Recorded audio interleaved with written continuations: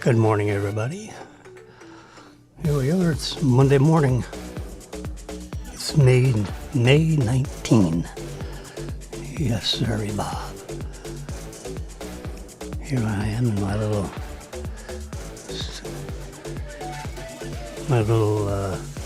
studio in my den, taking up 6 foot by 8 foot rectangular space.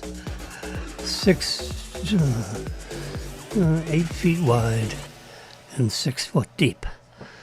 And Marilyn's got the other 8 foot by 6 foot. Yeah, 48. 100 square feet divided by 2. 50 square feet. How about that for a, yeah. Whew.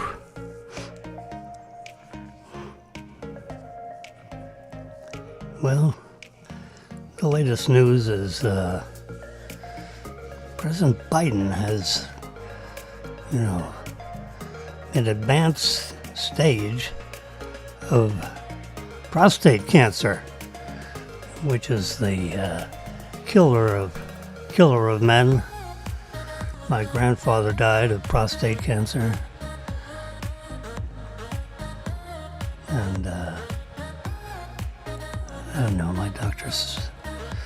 My doctor tells me I'm good. You're good until you're not good. I don't know. I don't know what the prevention scheme is for prostate cancer. I just,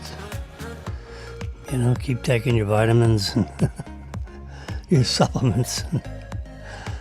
Well, actually, now that I'm 80, for God's sakes, I was crowding 80 for a long time, and now I'm happy to say I've made it to 80. That's not bad. I didn't go through the depression.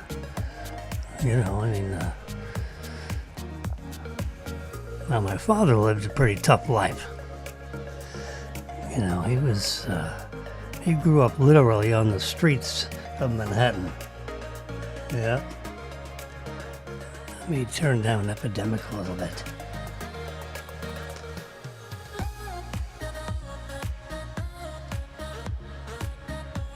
All right, we got it there. Let's see. I think I need to come down one on this.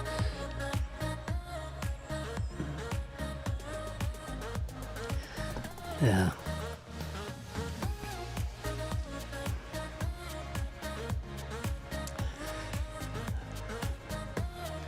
A town made entirely of little islands in the New England area. But that's nice, and until it's not nice. I was pleased to see that Scotty Scheffler. It was really interesting. He was at,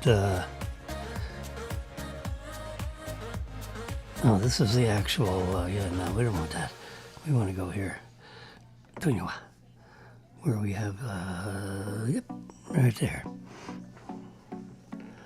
So he started off, let's see, how did he end up? He ended up at minus 11. You can see over here, see minus 11? Yeah. He started off yesterday at minus 11. So he worked the whole day long, and he didn't, increase that minus 11 to some other number. Let's see, on the list there, oh my God. So here's the, right here. God, who did I lose? Yeah, Facebook. We'll just have to continue with that. Facebook will reconnect. So if you were on Facebook, just hang in there. It'll reconnect.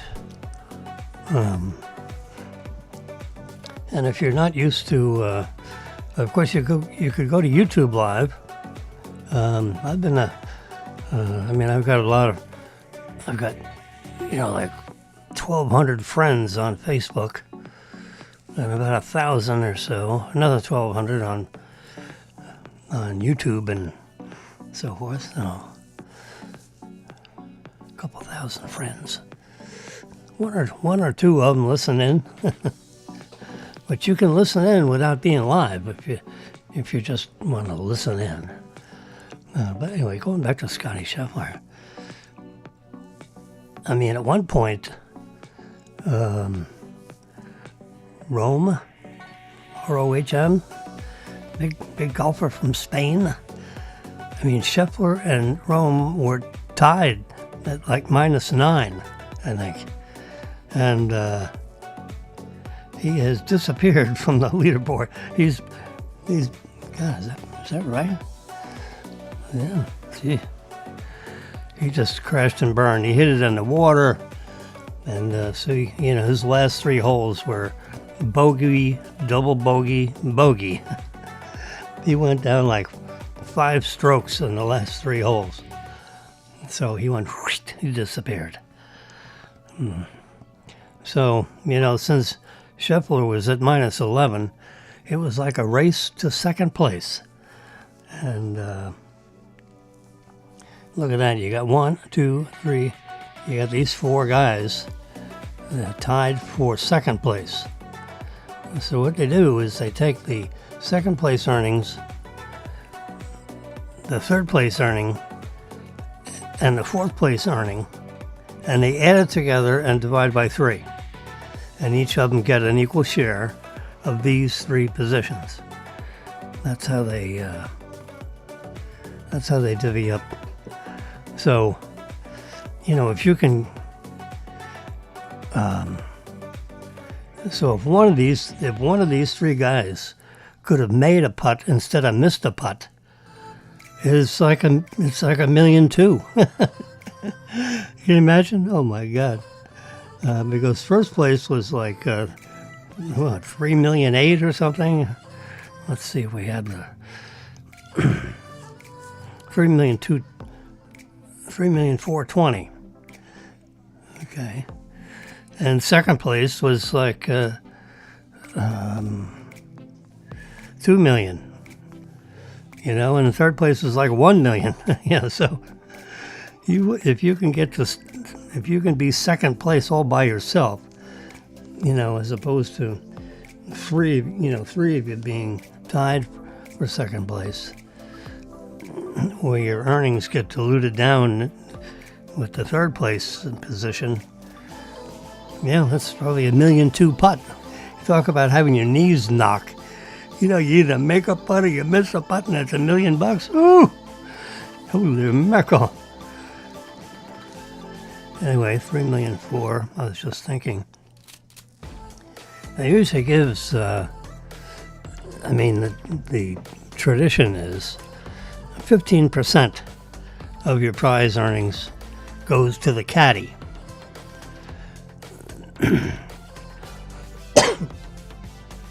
So that'd be $450,000. So $3,420,000 becomes $3 million real quick, and then you have to get there, and then you got to get back on your private jet. Which costs you $3,000 an hour to fly, depending on where you're going. I don't know if he owns a jet or rents a jet. He made $65 million last year. I mean, these jets, they don't give them away. I don't think he owns a jet.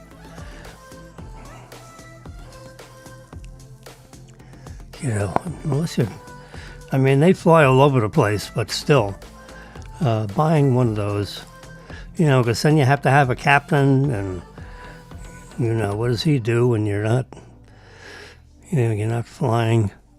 You have to pay for him to be on standby, and you need 2 people, not just one, because he's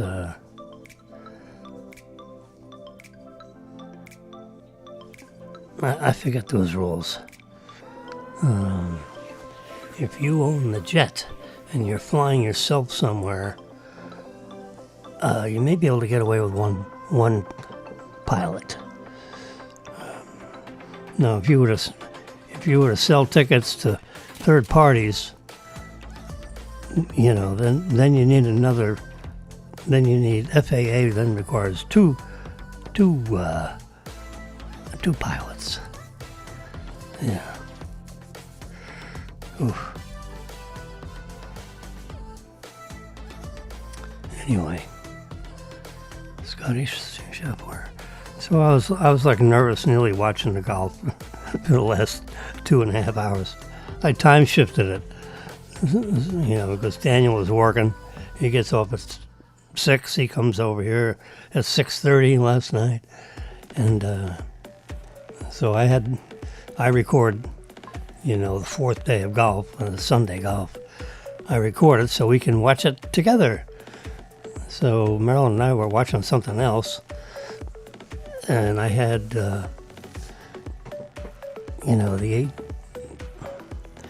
I had a recording from 2 until 6:30, whenever the broadcast, normally exists on like CBS. They seem to be the official channel for the PGA events. Anyway, this is a big one for Scotty Scheffler because it's the first time he's ever won the Wanamaker Trophy.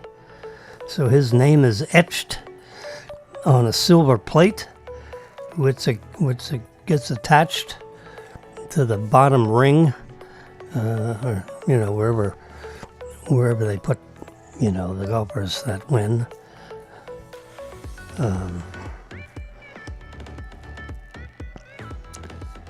So they etch his name on this little sterling silver plate, and then that plate gets, glued on with some kind of a permanent cement.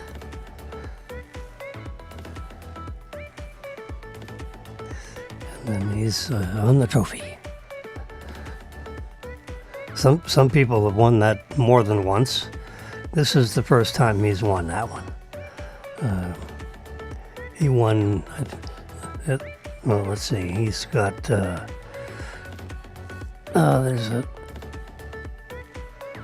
we go. So he's played in 10 events.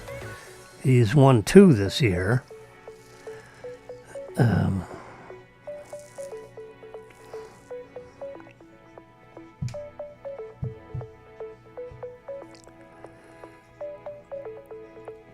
I think he won 6 last year.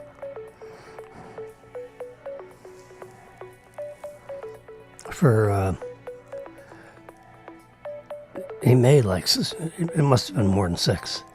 He made $65 million last year. The official, it might have been 66 million, but what's another million here or there when you have 60 million? If you want to live a good life after retirement, I calculated you need $2.5 million. And at 5% interest, $2.5 million becomes, 150,000 in earnings. You add that to your 60,000, and Marilyn and I we earn about $3,000 each. I mean, it's almost to the dollar, interestingly enough. I started mine early, and she started hers late. So when you take hers early, or mine early and hers late, and I think I had, a tad higher amount of earnings, but I took it early, so, my Social Security check was like 15% lower than it would have been if I took it later, at 66. So I got it a couple years earlier. And I calculated that when I pass 84, when I start my 85th year, assuming I make it to 85th year, that's the break-even point of taking it early or taking it normal year. So I figured that was a good result.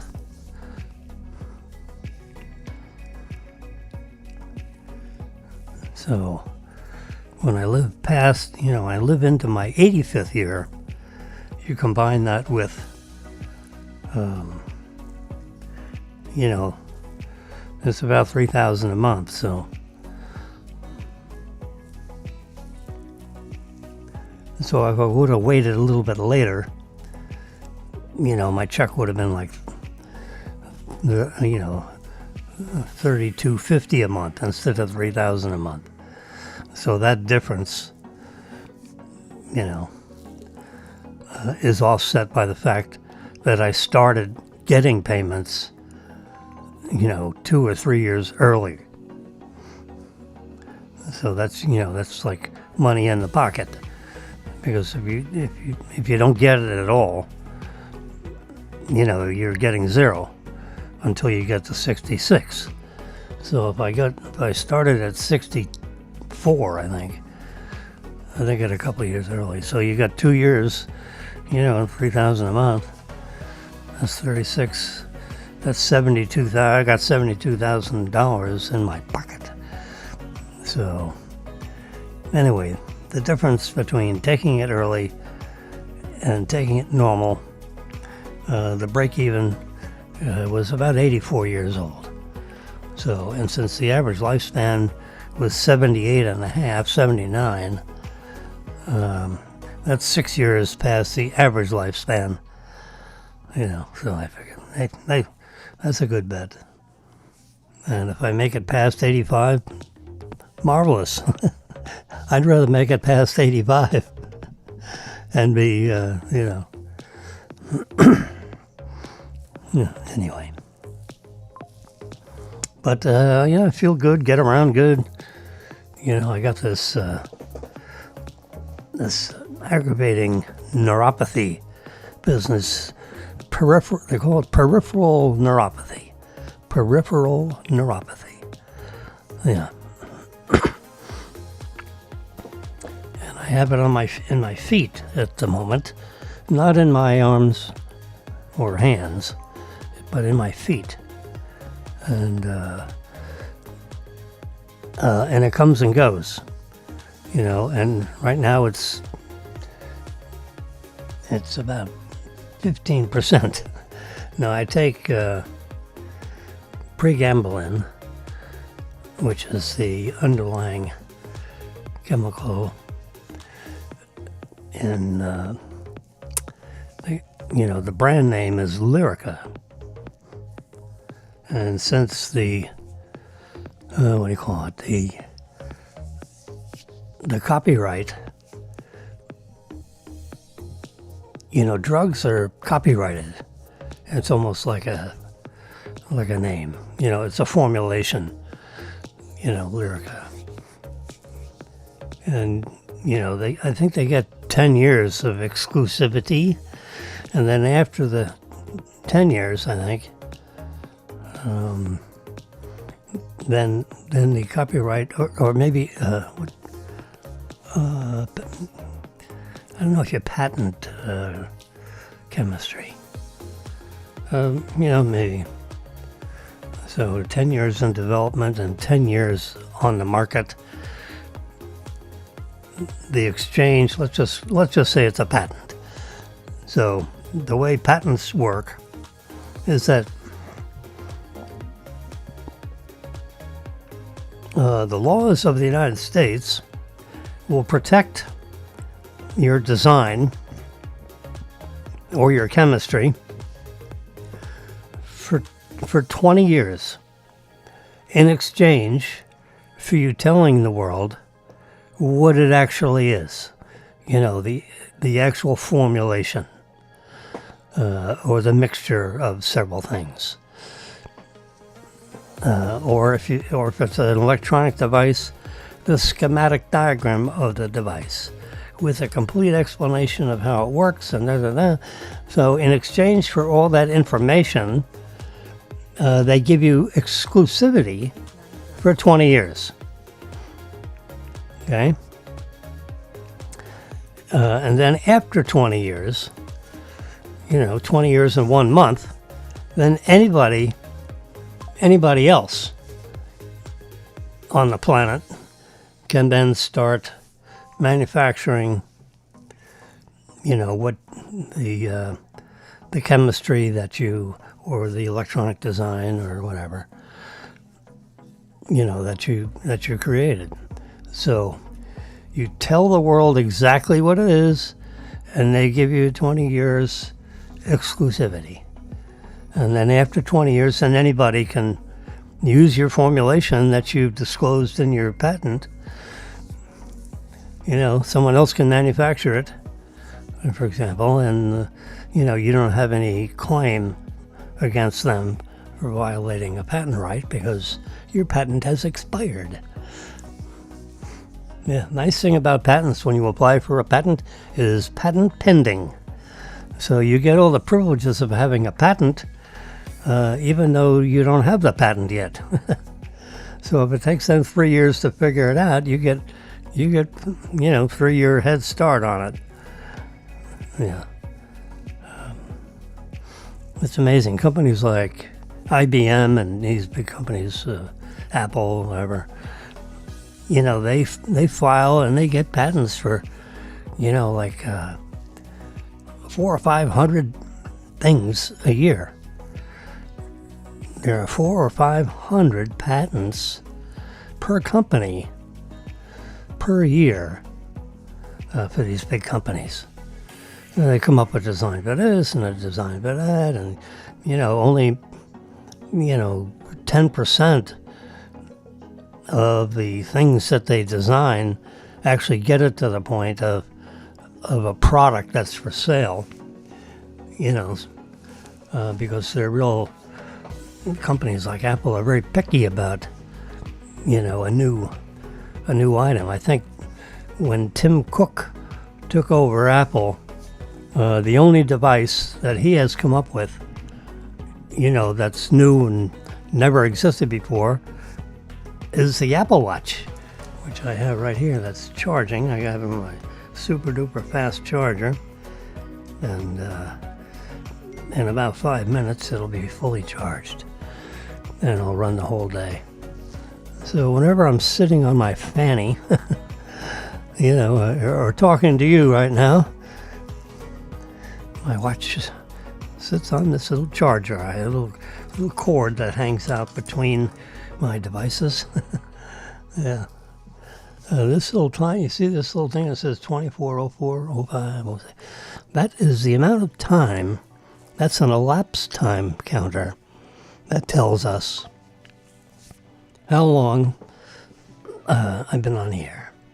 And right now I think, so Facebook is catching up. And YouTube has been hanging in there. Sometimes the internet connection is a little floppy. So you might lose somebody in a simulcast because the internet is a little wobbly. There's a lot of jitter. I noticed I've done, I do some, see, I can do let's do it. All right, we'll go here. There we go. This icon right up here, speed test. There you go. It says go. You're connected to the internet in green, writing there. Micro print. These guys that design this crap must have really good eyesight, because the fonts that they use are so small. And I have it set, my iPad, for large fonting. All right, so there's, 300 bits per, 297 bits per second download. Look at this, 78, 80 megabits per second upload speed. Now, I love that. That's what I need. Because this conversation, look at that, 86, that's the highest upload speed. We'll give them a score of 8. Yeah, expand. What does that mean? Understanding Internet's performance. Look at this. Yeah, anyway. 86 megabits per second. That's big. All right, we don't need that. We go right here to my pictures. Now these are all pictures.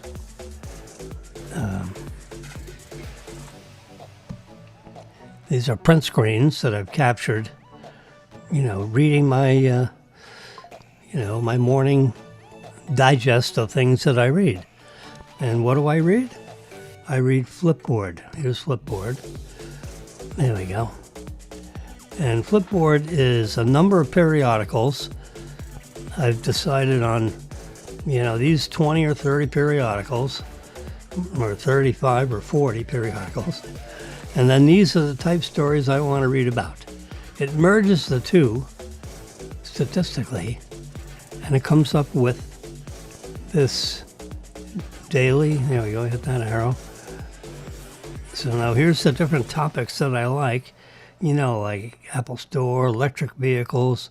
Here's the different models of Tesla vehicles I'm interested in, so now here's a whole bunch of articles about the Model Y. Because you see on the very top, Tesla Model Y. It's getting trampled by my ticker tape thing there. But after about 30 seconds or so, we get to the end of that ticker, and then you'll see Model Y at the very top of the page. There we go. Here's the end of the ticker tape. And almost, and right now, now you can see the very top there. It says # Tesla Model Y. And so it goes through the whole universe of places where you can read about the Model Y, and it puts them all in this little this button that I pushed to read about Model Y. There's a story about the internal camera. Let's go here. Teslarati.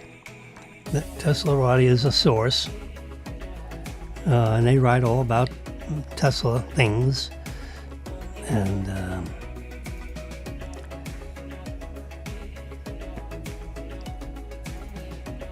they're talking about this panel up here.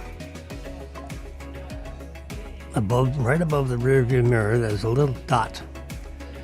That little dot right there is a camera, and it watches you. And if you start to fall asleep, it goes bang. It wakes you up, because right now the best driving experience you can have with the full self-driving is full self-driving supervised. So the world of artificial intelligence, has decided, actually Tesla decided all by themselves, that we're gonna watch everybody in the car, but we're gonna watch particularly the driver. And if his eyes start to blink real slow or whatever, there'll be a message that'll pop up on that big screen in the middle, and it will flash and it'll say, "Wake up!" Yeah, shape up or pull over to the side of the road. Yeah, I mean, the car talks to you. Yeah. So this article by Teslarati talks all about the Model Y. There it is, right there. We happen to have a black one. So this is the almost black car with the white interior. As you can see the headrest there. And we have the white interior with the black exterior. it's a marvelous car, I tell you. We've driven. This is me talking, just Jimmy talking. I've driven BMWs.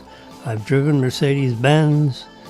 I've driven, a whole bunch of Hondas. In the mid-'80s, we were like Mercedes-Benz happy. So Marilyn had the two-seater, the 450 SL, and I had the 450 SEL. I think so. Yeah, it's a four-door sedan, and she had the two-door, like sports car. With two front seats and like half seats in the back, behind the front seats, where you can put your grocery bags if you didn't want to put them in the trunk. So she got one speeding ticket that I know of. She was driving down to Sarasota, and bam, she got pulled over going 75 miles an hour in a 65 mile an hour zone. 10 over the speed limit. Yeah, it cost a couple of $100. A little embarrassment. So she and her girlfriend were going down. They're two beauties, I tell you. Wow. I'm sure that the guy that pulled him over was a lot of eye appeal in that car. Because Marilyn, as stunning as she is, she was extremely stunning when she was 30. Yeah, she's 30, 32, 35, 37, 40, 45. Everyone missed her. If you look at her and you guess how old she is, they miss it by 15 years.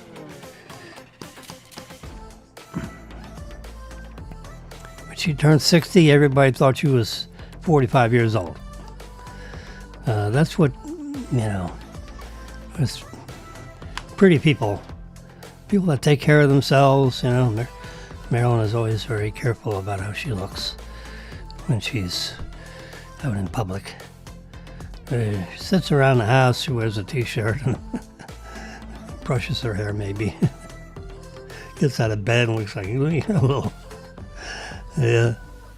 I said, Marilyn, we're going out to Flakowitz. I said, yeah, you need to go to the bathroom and do another thing with the hairbrush. I don't think you didn't catch all of them. That's the first time I sent her to the bathroom to adjust her hair. Because she's like, extremely picky about how she looks when she walks out the front door. And yesterday at 10 o'clock in the morning, she looked like she slept on her head. Yeah, it is. So, only your best friend will tell you have bad breath. That's what they say. Everybody else just goes, yo! Ooh, what mouthwash did he not use this morning? Yeah, I used Peroxyl, which is a mouthwash that dentist people use. The dentist industry uses, to rinse out your mouth. And it has a little bit of peroxide in it, so it's a little bubbly. So, when you take half a cupful of that and put it in your mouth and rinse it around, you can feel it expanding in your mouth. But it kills all the bacteria, It cleans out your inside your mouth. And you spit it out, and then it's still a little bubbly in there, and then you gotta spit it out again. Usually takes 2 spittoonions to get rid of it all. In the toilet, flush the toilet, bam, it's gone.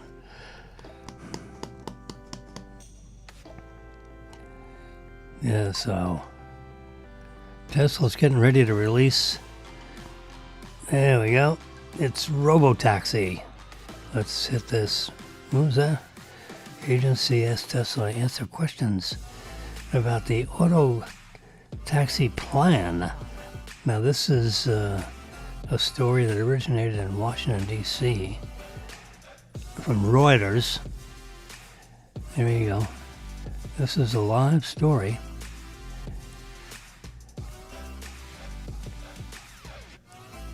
The U.S. auto safety investigators asked Tesla to answer questions on its plan to launch the paid robo-taxi service in Austin, Texas. This is where the vehicle is totally electronic. There is no brake pedal, there ain't no accelerator pedal, and there's no steering wheel. You just sit in the front seat kind of arrangement, and there's nothing to hold on to. So you just sit there, it's like sitting in the back of a taxi. Except instead of having a person up front, you've got you got a computer up front. And it tells you to enter the address of where you want to go, and fasten your seatbelt, and the doors close, and whoosh, it takes you where you want to go. It's as simple as that.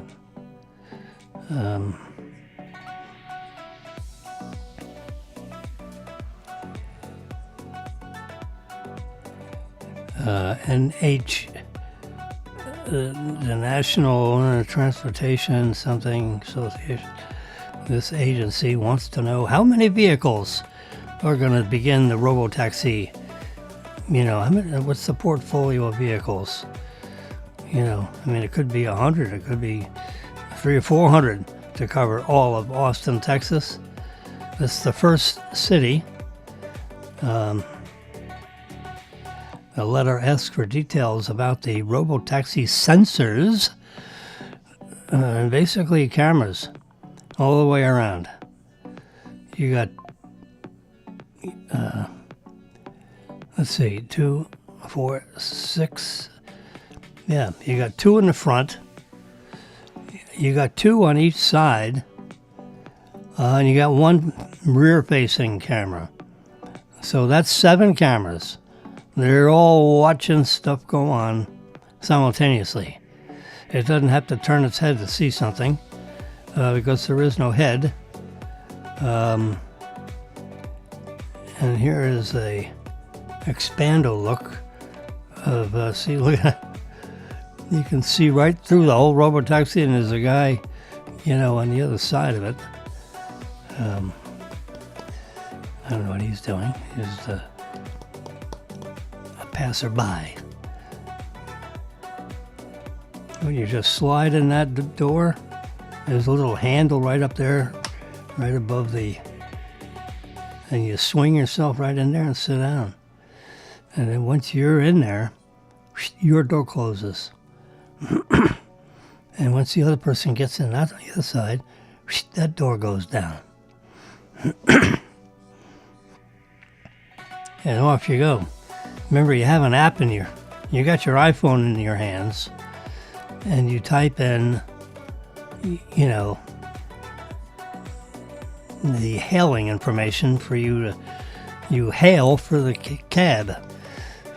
But so you don't stand on the street corner leaning over the curb, raise your hand in the air and start waving it, to try to hail down a cab. We're more sophisticated now because you have an app, and you load the Tesla app, and in there you just touch on the button. Let's see what those buttons look like. I think I have a Tesla. Do I have a Tesla app running in the background? I do, yeah. I'm downloading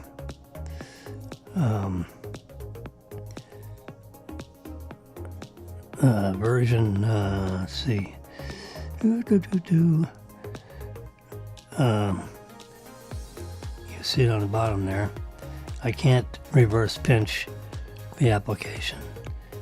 Oops, it won't let me do it in Tesla. But you can see it says software, version 12 software. It's 25.14.3.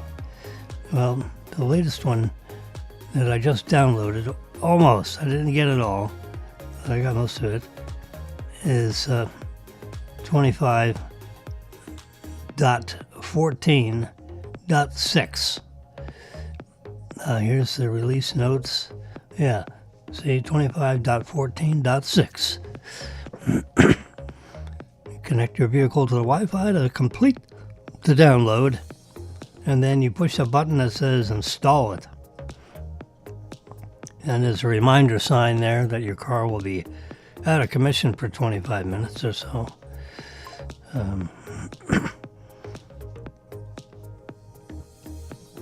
This is going to be a hard one for it to digest because it's certifying the fact that you're a high definition customer, which is a good thing. And well, that's about it. It's it's a pretty closed system. You can see these panels. And I can update them. Let's try that. I don't mean try like we haven't tried it before, but it says to shut it down and restart the application. So, which I haven't done it yet, so I'm not gonna shut it down. I can shut it down, but I'm not going to, because you can close the app out if you want to. It prefers it stays connected to an iPad or an iPhone. I've actually got this. I registered this device, as if it was an iPhone, because an iPad is nothing but an iPhone with a bigger screen that sits, horizontally attached to the Magic Keyboard. So when you close this little baby down, it makes a nice little package. I got $5 savings on the next time I order a belt. Main Street Force is the name of the website, if you care to look at that.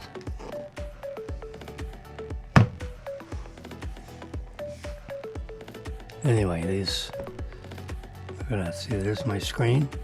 You can see it. I just lift it up, and that blue, see how it turns into black? Pretty cool.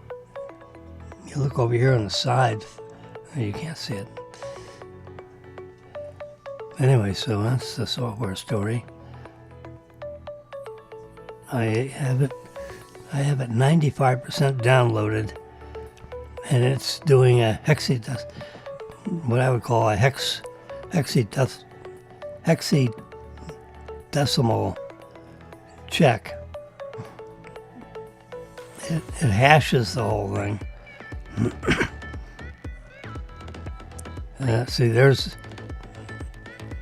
See release notes for version 25.3. Now I have that. Everything's fully installed there. So when you do that, you get all this advanced software included every time you dial it up.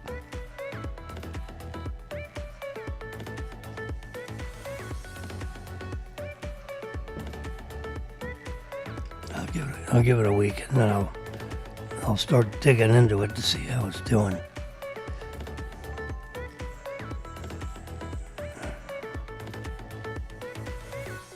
Trump says, join me and I'll take care of whatever your problems are.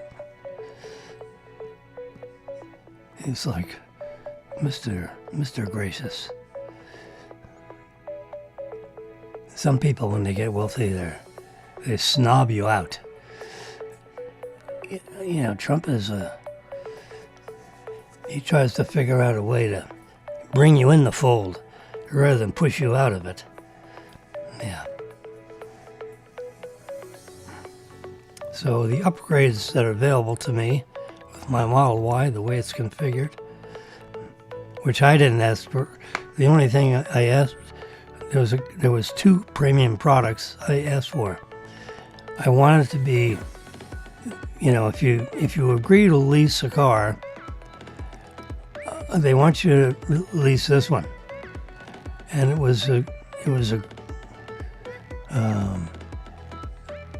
I don't know what color. I guess we're promising to bring back a white one, so the promise is that. But if you go back further, which I haven't been approved for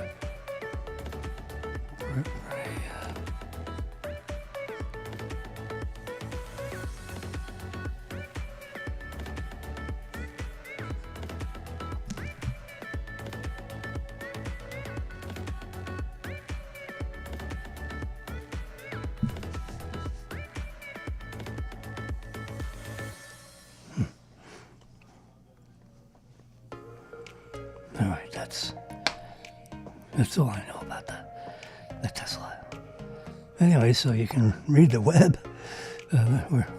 We're circling back to Flipboard on what a marvelous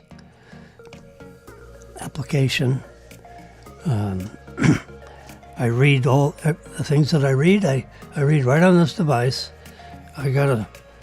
This is a 13-inch screen. It detaches from the keyboard. You can see how thin it is. You can almost see it. The lights are a little dark. Let's turn the lights up a little tiny bit.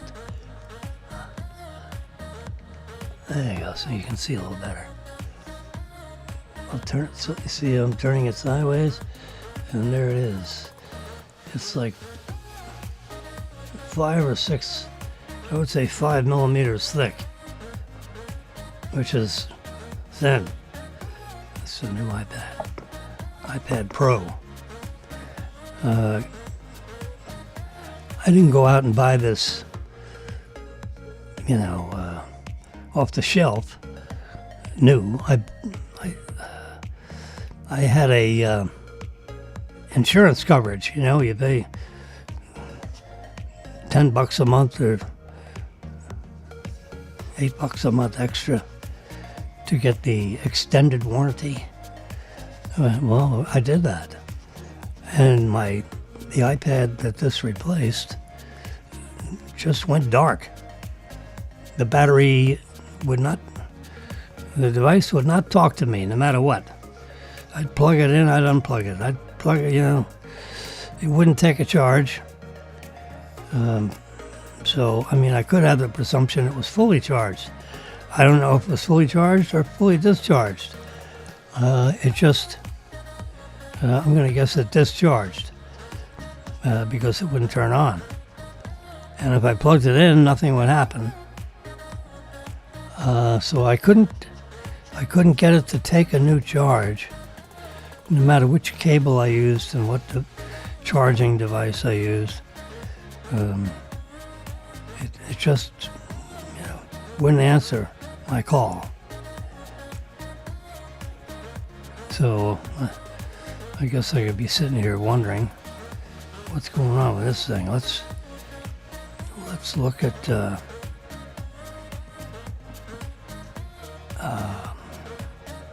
I'm looking at the bottom row.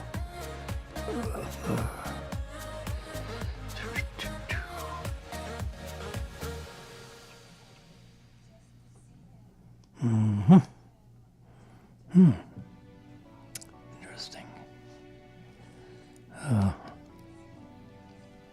It's 9. It's going to be. It's going to be 10 o'clock in about 30 seconds. So I'm going to push. Let's look at Amazon for a second. I ordered a couple of cables yesterday. Where are they? So I hit the little man down there. And then I hit my orders over there on the left. My orders arriving somewhere between 10 a.m. and 3 p.m. Well, I can tell you, it says out for delivery. There we go. Here's the delivery stage. At 12:31 a.m., the delivery appointment was scheduled by, Amazon.com, I guess. Delivery appointment scheduled. And then the package arrived at the carrier facility in Riviera Beach at 9 o'clock in the morning today. The package is being processed at the Riviera Beach location at 9:25 a.m. And Riviera Beach is just north of West Palm, like a couple of miles.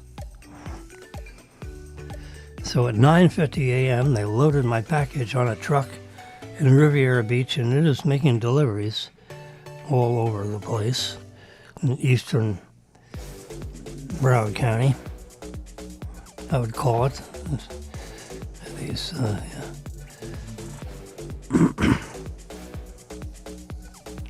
When it gets real close, it shows on the map where you can see where I am because of that little dit there, that purple dit, which stays the same size.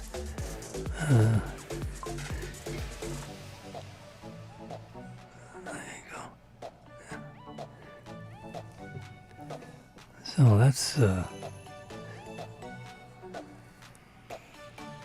so Jim Wilson, formerly 416-1100.com. I had an account with it somehow or other, and it failed because I got something I didn't order. And I didn't know how to return it.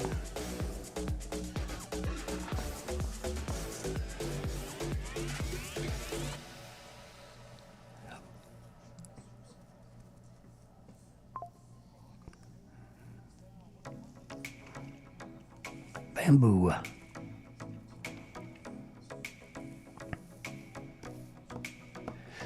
I'm a big fan of these bamboo things. Set of 3. 12 by 18, what does that look like? Yeah, it's thicker. It's like a half-inch thick. Single board, $17. Oh, let's look at the 20 by 14. Yeah, that's an even bigger one. 37. Let's look at the 37. Yeah, that's a big one.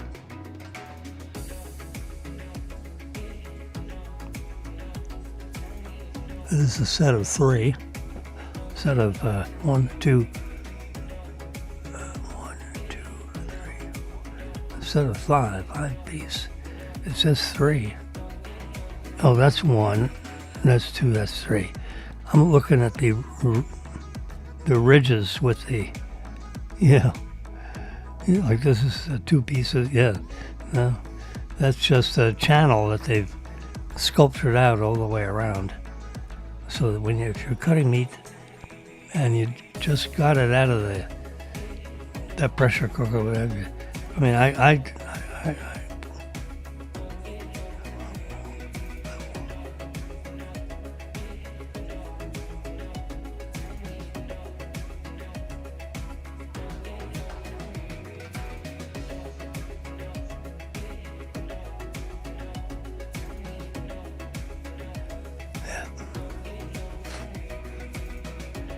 Anyway, this is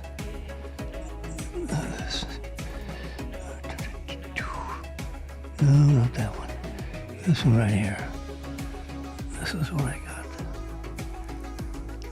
I have several of these sets, and I keep swapping the panels around and wash them off and stack them up and keep them rotating. I have like probably 10 of these boards, and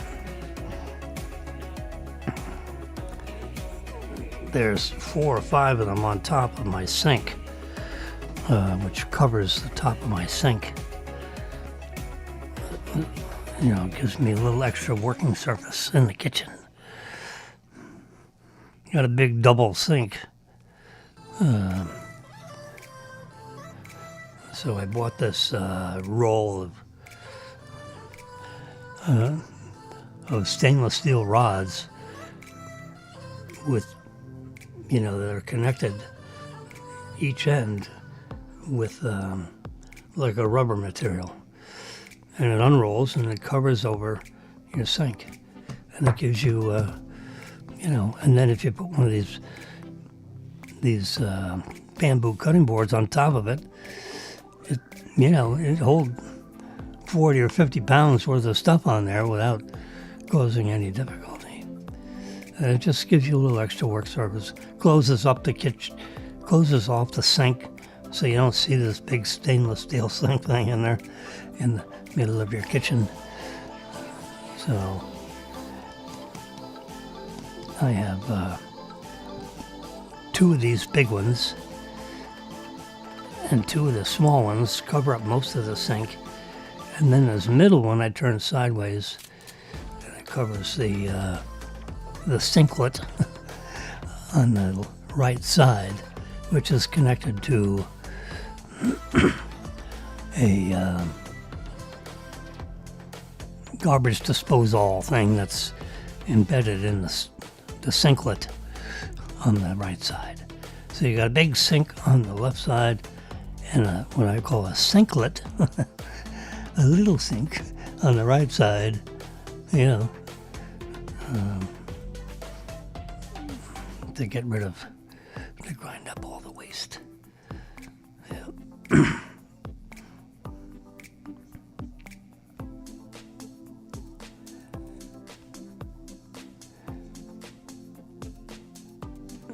Let's see, so set of 3 mediums.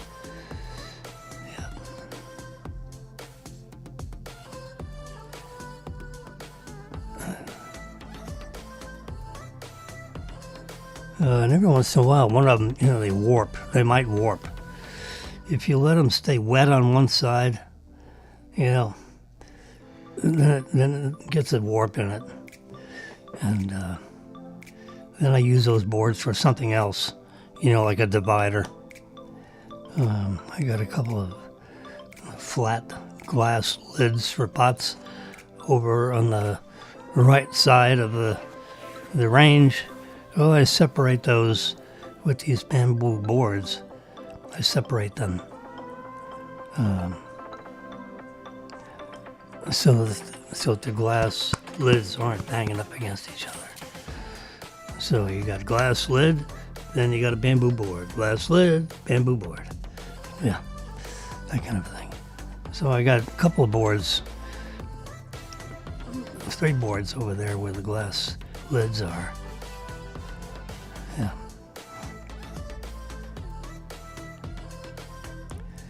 Let's see what this thing is. Yeah, ooh. See.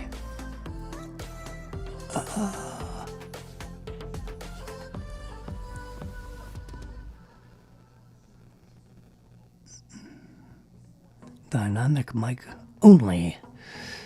And then if you get this one, it has an interface inside of it, so that let's do the 3D view. Whoa. So we're gonna, there we go. So, all right, stop. We're gonna see what does it look like. There we go. So we can see the back end of this thing. And so if you want this dynamic microphone, you can plug it right into your computer with the USB-C connector. It also has a headphone output, so you can connect your headphones. I have headphones right here. You can see, yeah, headphones.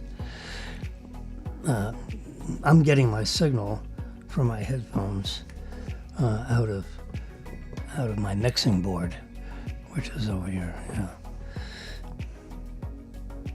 So this mic is a little more 2-channel audio interface.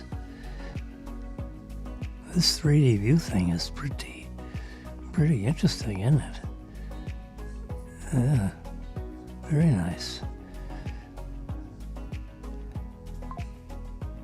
Go to the Shure store. That's the MV71. They're always coming up with some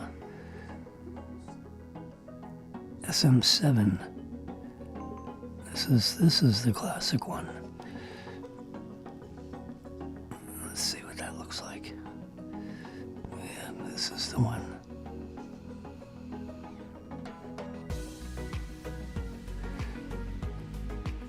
This one.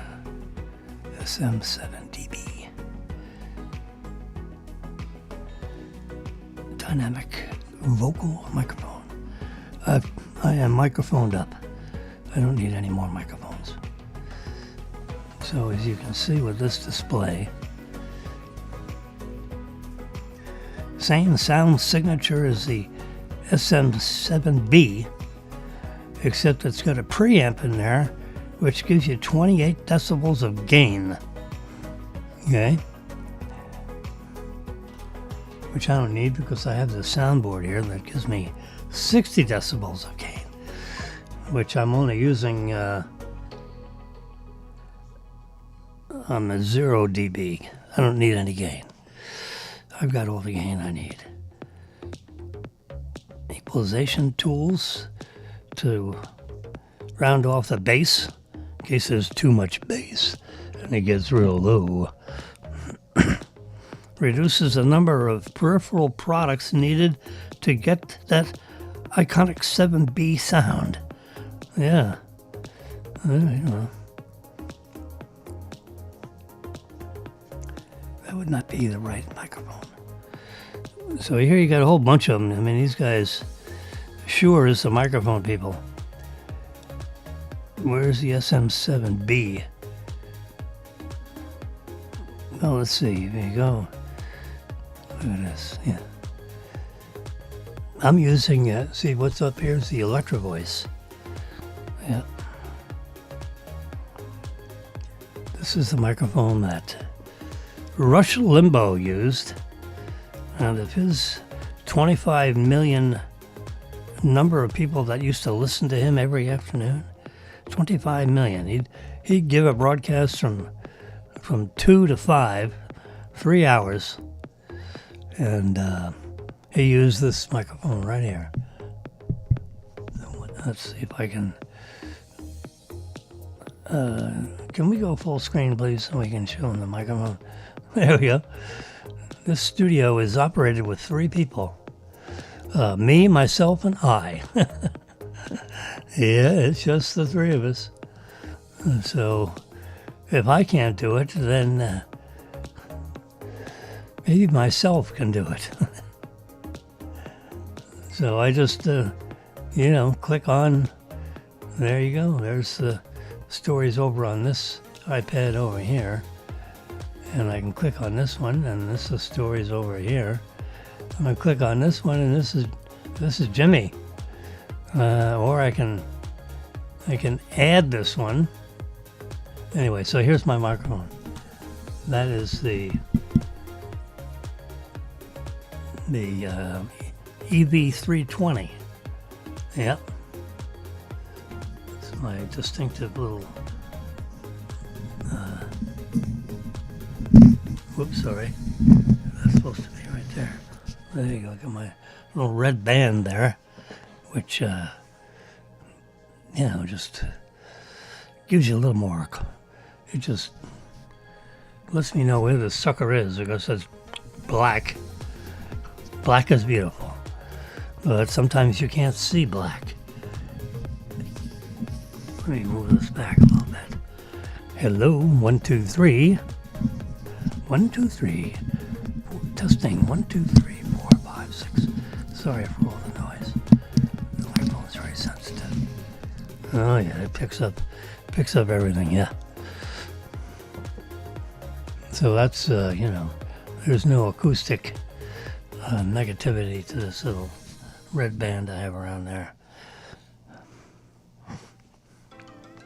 I get plenty of, I get plenty of gain out of this microphone, so I don't have to have my face right up on it. It picks up every damn thing. I can turn that way and move that a little bit that way. Yeah, that's aimed right at the sound generation capability of my face and my mouth.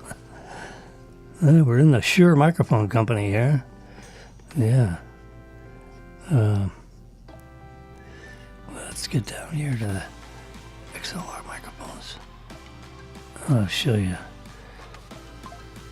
one of these ones I have here. KSM8, something like that. Oh, I have this guy right here. Yeah. The Shure Model 55. It's over here in this corner. You see it right there? It's currently not on, but here, this is the other one. This is the KSM8. That one is a magnificent one that can be on a stand or in your hand. Yeah. The KSM8. That's the one I need to swap that out with the other. I have a different microphone there.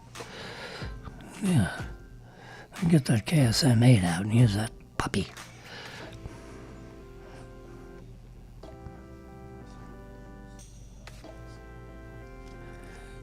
We're not buying anything. No. We just have a set of wires that are supposed to... Where are they again? There we go. Out for delivery, arriving sometime before 3 p.m. today. These are power wires.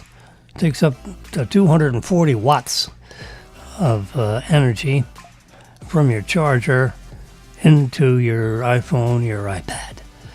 The two cables I have are, been laying around and under my couch for, about 7 years, and they're frayed to the point where they're not I might as well just show you.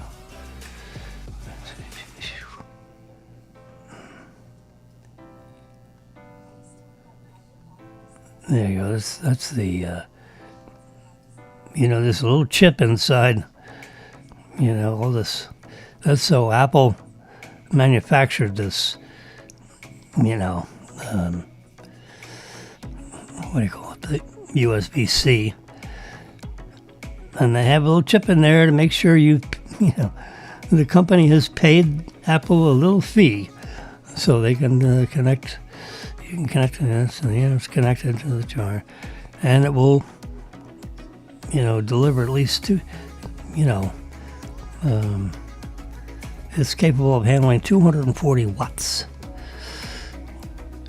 So I noticed that my charger in the kitchen, the little white charger that plugs in with the USB only thing coming out the back end, it switches between 8 volts and 5 volts when it's charging my iPad. If it's charging the iPad, at a serious, like it's like half full and you plug it in so it charges the rest of the way, it runs, about an amp and a half at 8 volts. So that's how you get 25 watts, and I didn't realize the charger would throw out 8 volts or 5 volts, depending on how fast, then when it gets up almost fully charged, it drops back, to the 5.2 volts, at like, 0.15 amps. So you can multiply that out to see how many watts. Amps times volts equals watts. Let's just do that math real quick. So I'm going to clear this, right? Yeah. So 5.1 times 0.15 equals, there you go, 70, a little less than a watt. What? It's 1 watt. Round numbers. Yeah, let's get rid of that calculator. This is my favorite. Is that? Yeah. Got a different screen look to that one, doesn't it? Mm-hmm. There it is.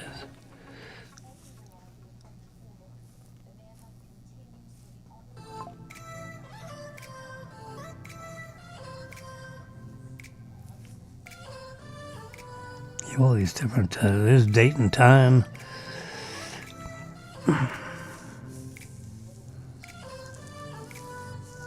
You can count forward or backward from today's date, and using a 365-day calendar or a 360-day calendar. Yeah. Mm-hmm.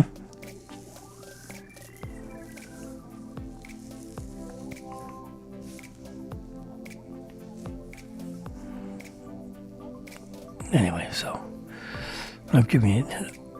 Let's see. We're watching a new series.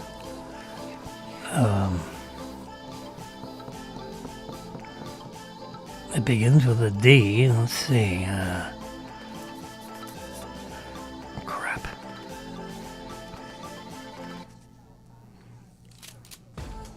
It's on Hulu. Let's see. Hulu.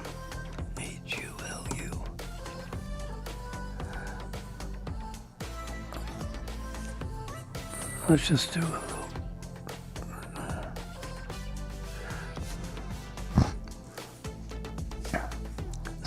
See if it knows what I've been watching.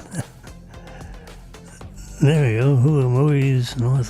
I bought, it's cheaper to buy them instead of doing this monthly crap. I just go ahead and buy the damn, which means you can download it and, crap. I could just think of what the heck. I guess I have to find.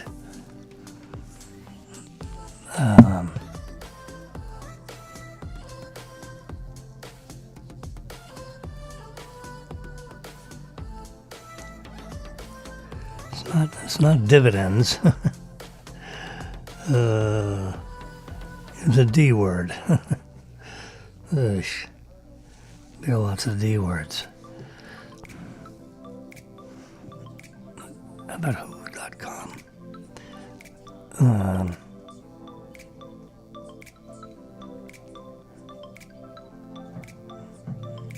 I'll do it again. Hulu. And just type the letter D. Let's see what comes up. Not devices. What other D word could it be? Let's see what it comes up with. Listen, I need another letter.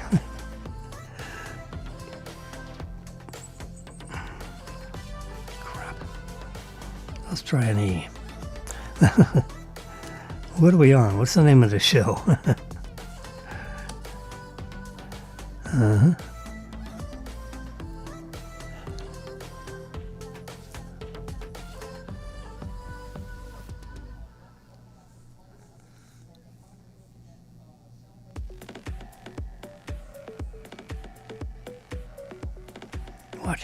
Watch thousands of TV shows on Hulu. So I didn't prescribe. We found a series that was it's spectacular. If I could just think of the name of the goddamn series that we're watching. How about this? Where's Marilyn? There it is.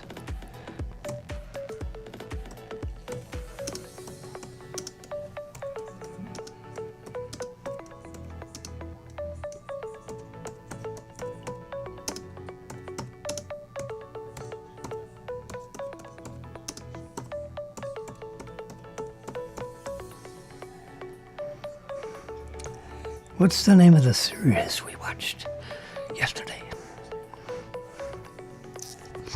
Do we already have it? No, I don't have it here.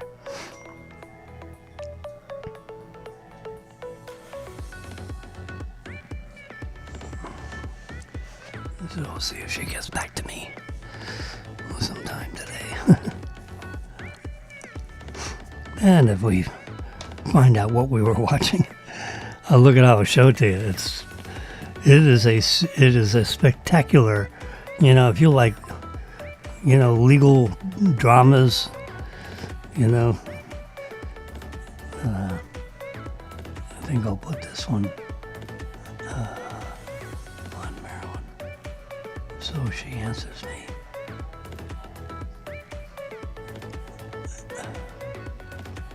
Add another window, and it will be this. There we go. And I'll just slide this over. Oops, sorry. Just scrape my head on the microphone. There we go. Yeah, we'll see if she comes. We'll monitor that over on this one so I can get back over here on Flipboard. So here's golf. And see what we get.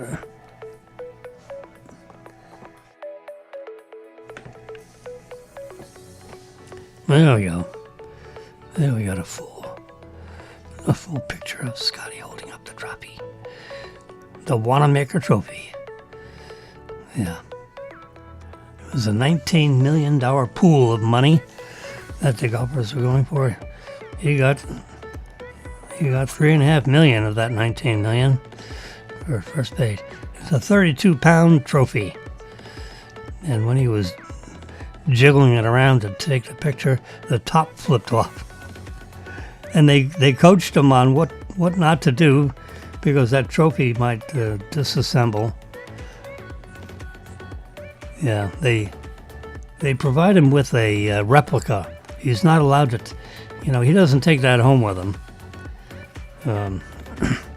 He gets 3.45 million, something like that. So he's got two Masters. He's got the Wanamaker. That's the first time he's won that one. At the Quail Hollow Club. 74 players, the best in the world. We're just trying to see which one could win the Wanamaker Trophy. But Scotty did it. He is a cool cucumber, I'll tell you. He's like 6'3". He's a real gentleman. He's got like a 1.5-year-old and a 3-month-old kid. Save that to photos.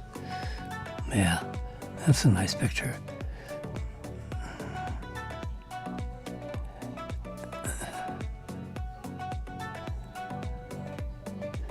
On top of this massive trophy. It's made of sterling silver. So they keep it, in the clubhouse at Quail Hollow.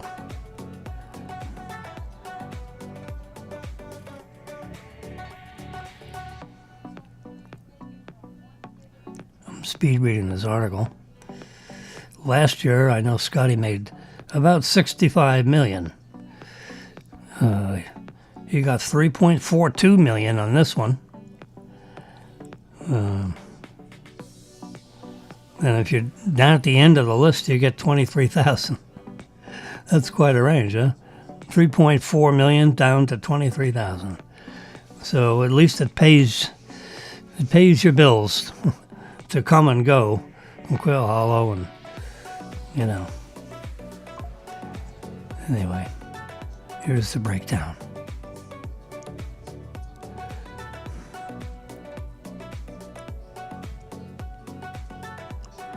So you can see first place is 3.4, second place is 2.05, third place is 1.2, fourth place is 920,000. So second, third, and fourth We're tied. So you take 2.05, 1.2, and 90,000. Hold on one second.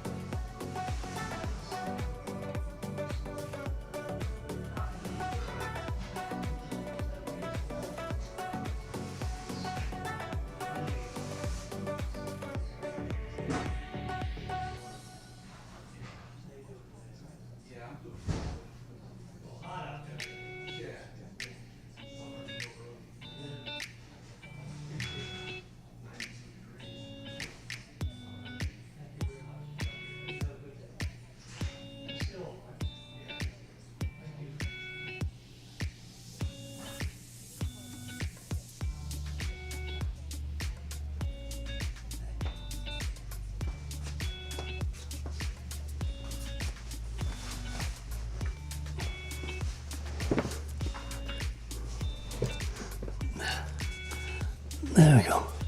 Pardon me for that interruption. I just got, let's see, 4 times 3. I just got 12 gallons of distilled water delivered to me. 4 boxes of three in a box. Distilled. Yeah. We don't drink the city water. It's they say it's the best water. Well, I'm a graduate chemistry guy. I had a degree in chemistry. Bachelor of Arts and Bachelor of Science. Combined degree. Took 5.5 years to get it. And what I know about chemistry, I looked at you can download the report. Every year, I believe, these municipalities are required to have an assayer, a chemical engineering firm come out and test the water, that is discharged from the water treatment plant, the water, because you're connected up to water. You turn on your faucet, So that public utility is required to have its water tested by a firm that tests water. And Spectrum Laboratories, and Lauderdale is one of those. I happen to know the principal owner of that company, who is a chemical engineer, and he has this firm, and he's been running it for about 45, 50 years actually. And he doesn't do the work for every municipality, but he does it for many. He's one of the largest in the state of Florida. He's got 4 offices in the state. 1460 McNabb Road is his main office. And he's got, couriers all over the place, taking samples, delivering results,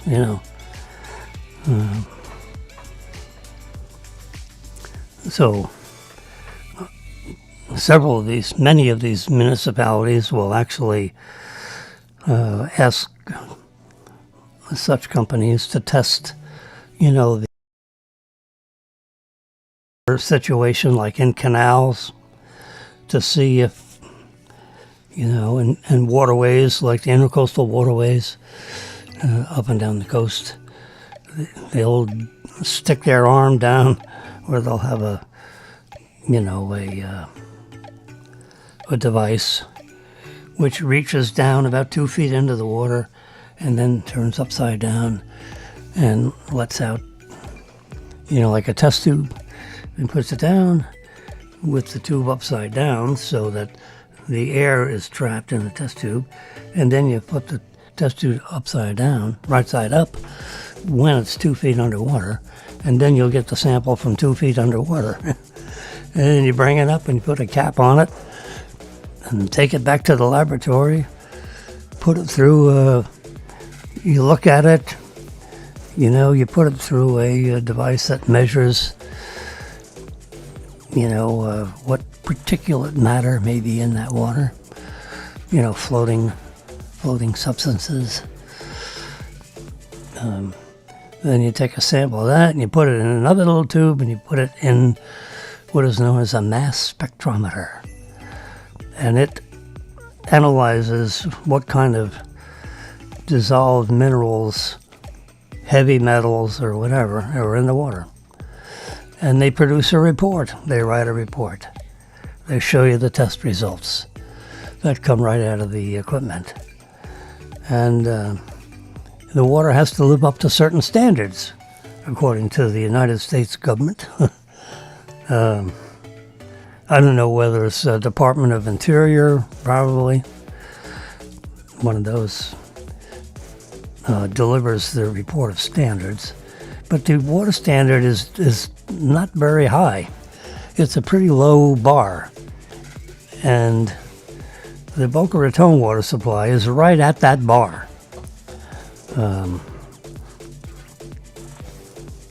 So for the last 25 years, we've been taking multivitamins and drinking distilled water, not the city water. So the distilled water has no minerals in it. You have a boiling chamber over here, and it goes up into a tube, and then it comes down into a chamber over here. So it has drip, drip, drip water over here that comes from the boiling tank, and the steam comes across the tube, and then a fan blows over the tubes, and then it drip, drip, drip over into the container, collecting the distilled water. And the minerals and poisons don't come across when it's distilled. So you don't get any minerals, from water like you would if you were drinking out of a stream or, a natural spring or something. So you can buy Zephyrhills spring water, which is basically, water out of the aquifer, somewhere in the northern part of the state, around Zephyrhills, which is a community north and northeast from Tampa, right up in there, about 70, 80 miles, 100 miles north of Tampa, if I had to guess. I'm not looking at a map right now, but so they drill down, 10,000 feet or so, or 8,000 feet, and suck the water out of the aquifer down deep, and it has a level of purity. You don't get all this, like if you take water out of the intercoastal waterway here down in South Florida, it's got a lot of you got motorboats going on down there, and they, their exhaust pipes are down under the water. So it's a pretty, lousy. You wouldn't want to drink water out of the intercoastal waterway. I would not recommend that, because you talk about heavy metals, lead, and all those toxins that are in the water. You wouldn't want to. That would not be a good thing to drink on an everyday basis. And if you do, you're going to end up with, all kinds of cancers. So, I'm going to die of something, but it isn't going to be from the poisons from drinking, this municipal water or the water out of the intercoastal waterway. So if you're up in Zephyr Hills, where they have these, what they call artesian wells, and they suck water out of the aquifer, and they filter it, so there's no particulate matter in the water. And it has minerals and stuff that seep through the aquifer. And so we're not drinking, Zephyr Hills. We're drinking, distilled water from a company called Waterboy. So the Waterboy just showed up, knocking on the door, thank goodness. And he stacked the 4 boxes of distilled inside my front door, so it's not out in the corridor. And thank God he knocked on the door. That's why I stepped away from here for a second. Sorry. I didn't want to miss my Waterboy delivery. 10:30. 4 boxes. Yeah. So, I put the distilled water in the coffee maker. It makes a marvelous coffee because you're using distilled water in the water maker, in the K cup, a single serve, which is right here in my cup that says "Boo" with the green straw.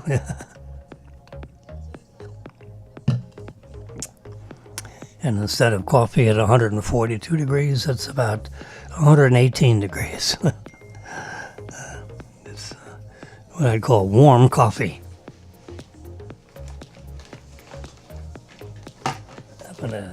Happen to have a handheld little device that measures the temperature. Let's open this thing up and take a shot. There you go, 115 degrees. See it right there? 115.3. Yeah. Warm coffee.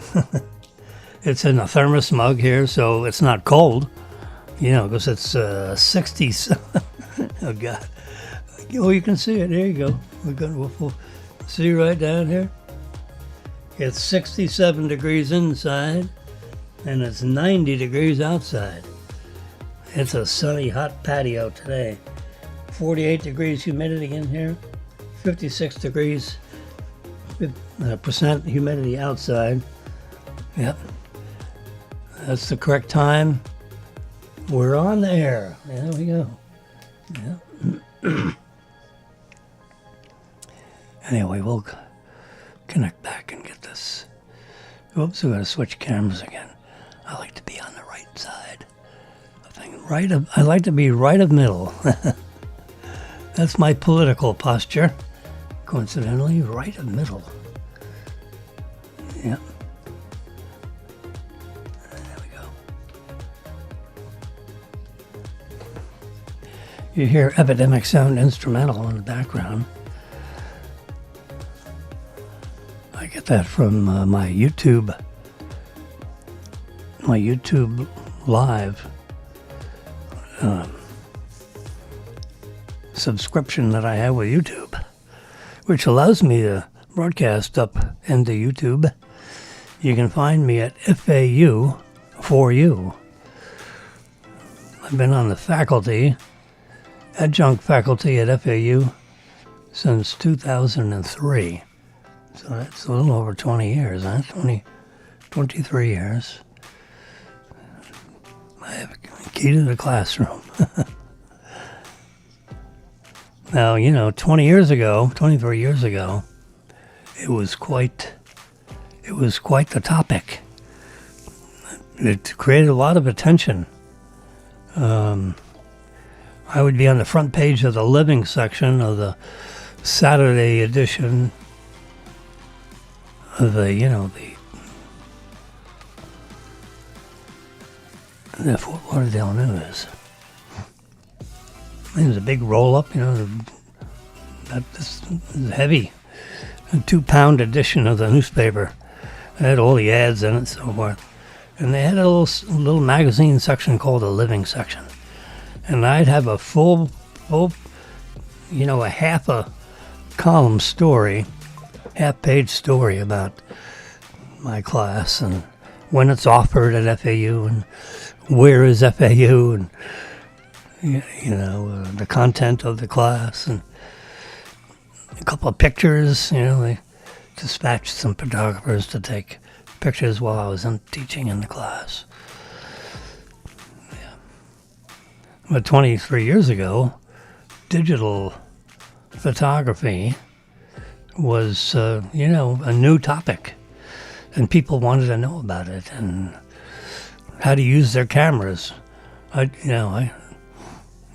could bring their cameras, they could bring their own laptops, if they had Photoshop Express installed on them, which is a relatively inexpensive program. It cost about $35, something like that. $34.95.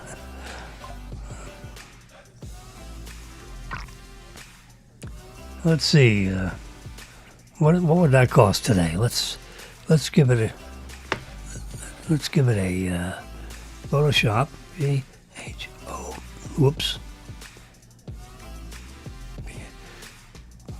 Photoshop Express. Does that look right? That looks right. Adobe Photoshop Express 2024. Let's look it up.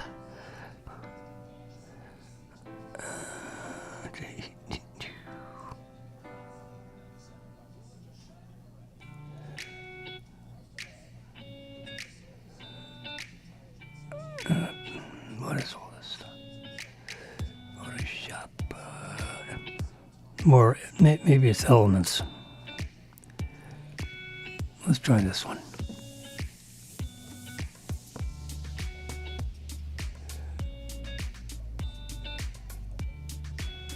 Adobe Photoshop Express. Well, I kind of missed it. I missed the pricing on this one. There we go. This is it. The whole edition of Photoshop is 3 or 4 times this price.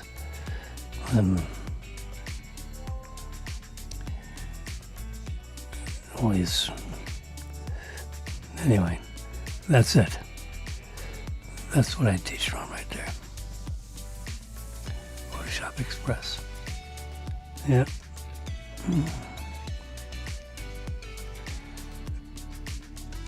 It comes with some of these things, which you can make all kinds of interesting. But it has all the major tools of Photoshop in a edition called Photoshop Express. Cost $99 for, yeah.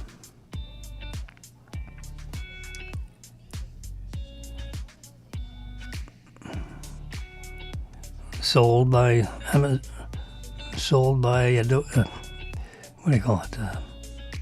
Amazon and delivered from Amazon. Then you get the Creative Cloud and you got all these other things that, pony up to it.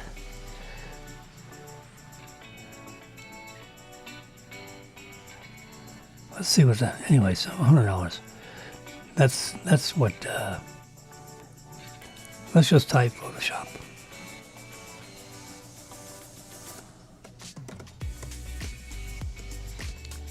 I have Photoshop 2025. Let's see what that sucker cost. Photoshop. That's it. I guess that's it right there. Photoshop. Electronic download.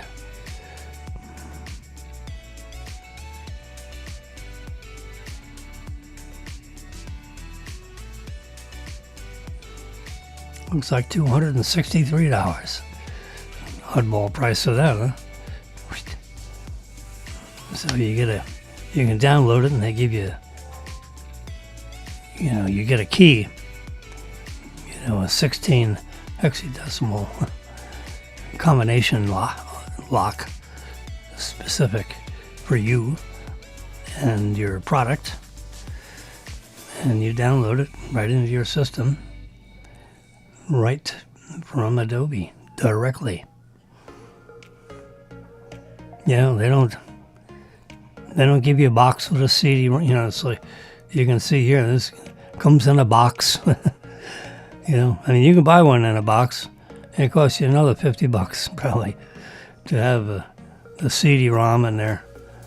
I'd rather download it right from their site. There's Photoshop Guide, which tells you how to use Photoshop. But see, that's what I did. I taught a class on how to use Photoshop Elements because it was an inexpensive way to get Photoshop, because it's $95 instead of 200 and whatever the heck that was.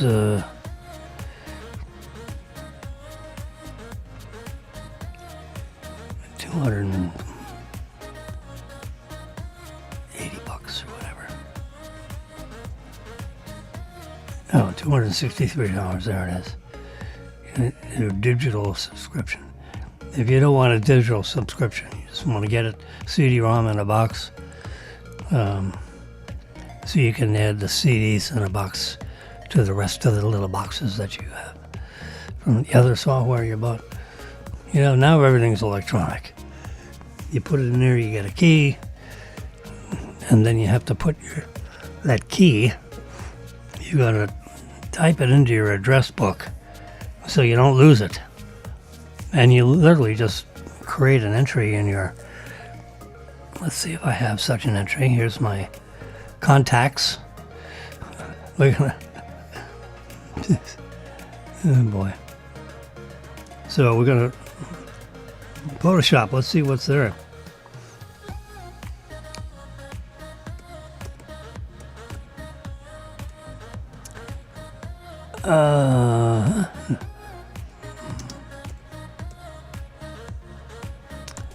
No, let's try Adobe. A-D-O-B-E. Yeah, look at that. See, Photoshop activation Photoshop. So there's a phone number to get, help. And they have your name and your keys, because when you buy something, you generally have your name attached to the, and Adobe keeps track of all your names if you have several names out there. Anyway, so Photoshop Elements, $100. Anyway, so it's interesting. Like the 25 or 30 computers, I'll say 25. The 25 computers that was in the room that I was teaching from, room like 350 something, on the third floor of the building 55. Can you imagine the FAU campus? Building 55. Yeah, when they look at it, and they get, third floor. I have had signs in the hallways pointing, go this way, and then pointing that way. Yeah, it was fun. Everyone showed up, it was a good, so the first day, you're wondering how many show up to your class. So, that was set, so that when you signed up for the class, it would go through the Treasury's office of FAU. And I went to my dean, and I was teaching that way for about 4 years or so, and I went to the dean of the College of Science. His name is Russ Ivy, and I said, Russ, how about if we switch this around? The class cost $400. I'm just going to round these numbers. $150 for the book. The books.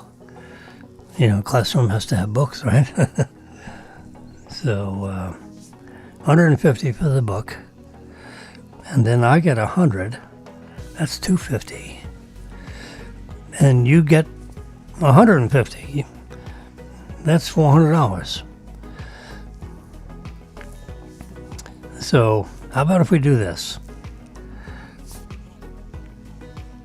I'll collect the money because I have an account.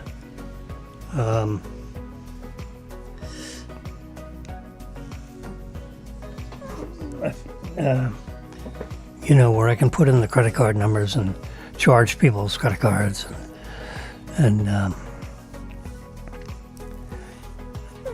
so I'll collect, the $100 for myself as the instructor fee, and the $150 for the book.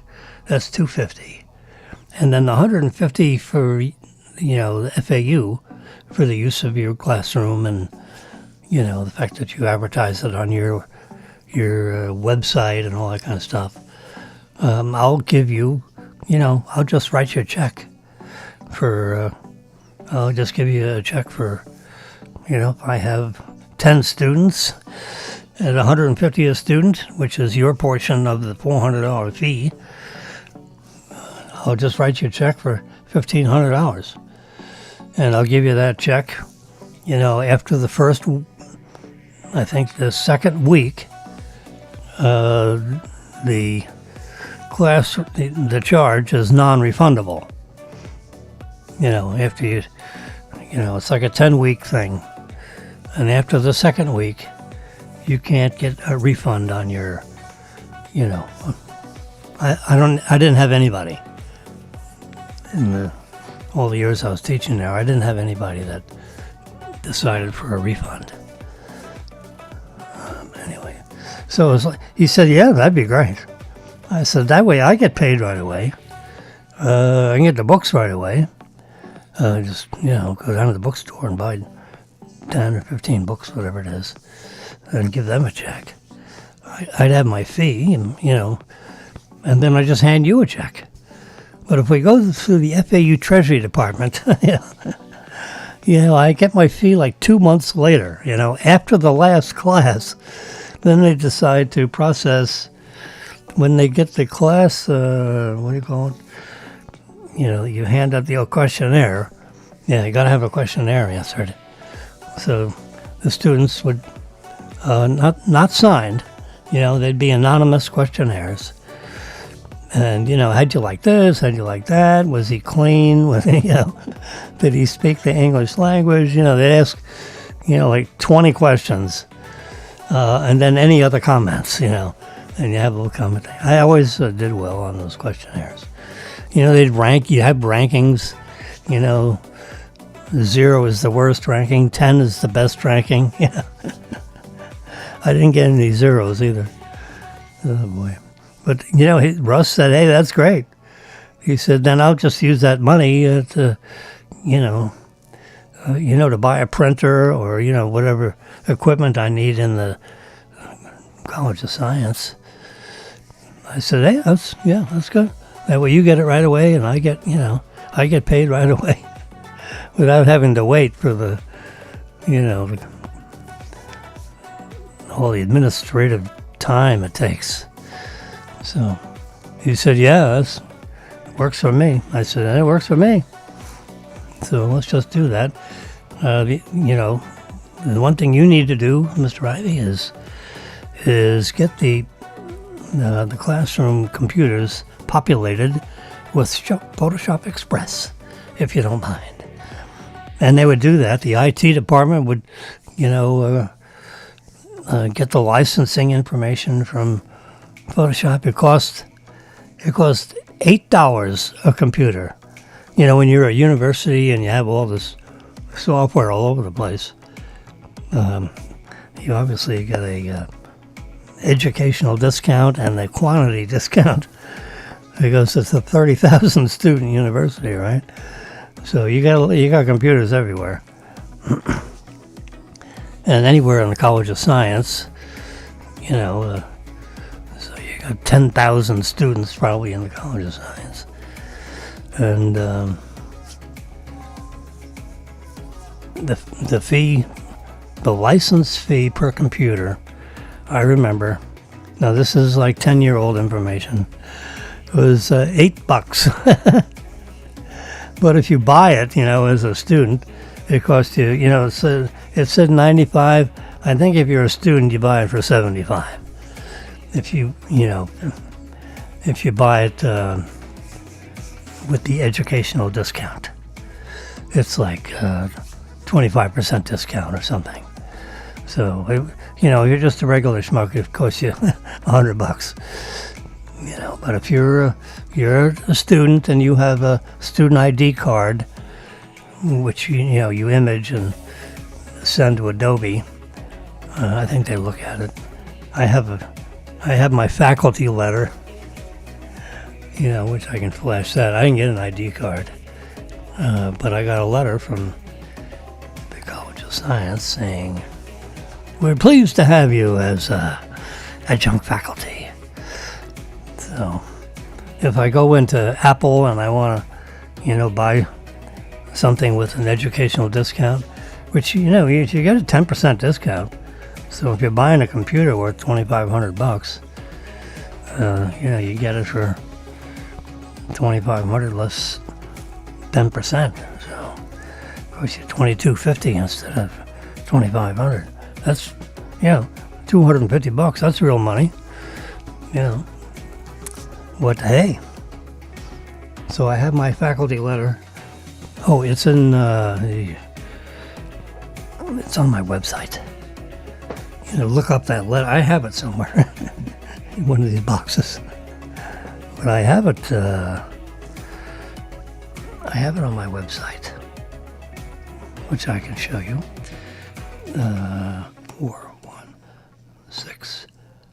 416-1100.com. There it is. Right there. Just hit on it, buddy. There you go. Health and wellness creates great images. We're going to go home. There's the front page.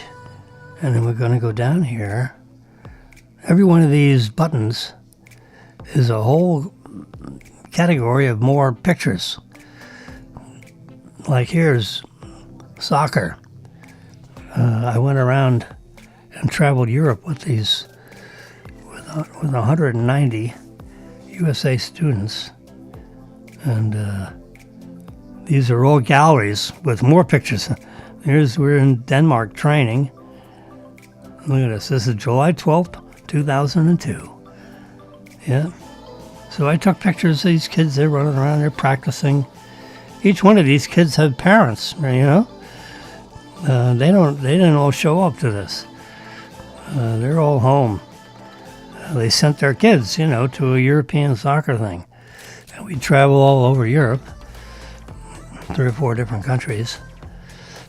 In the second week in July, we didn't get back until August something.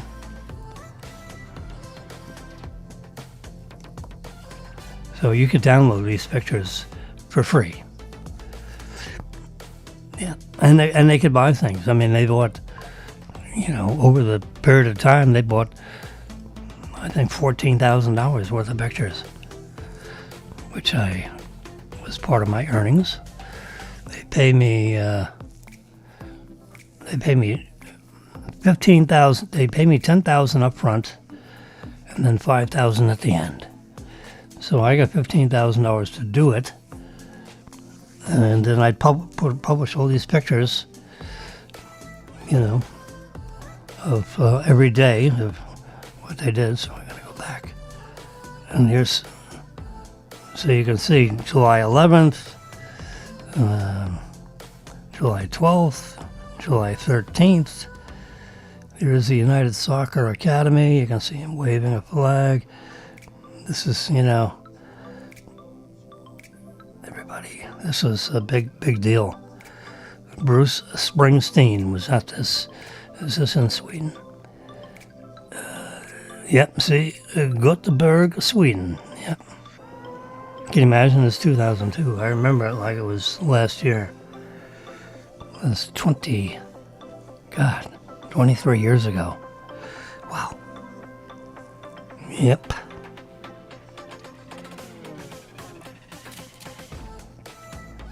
was right there on field with the owner of the United Soccer Academy.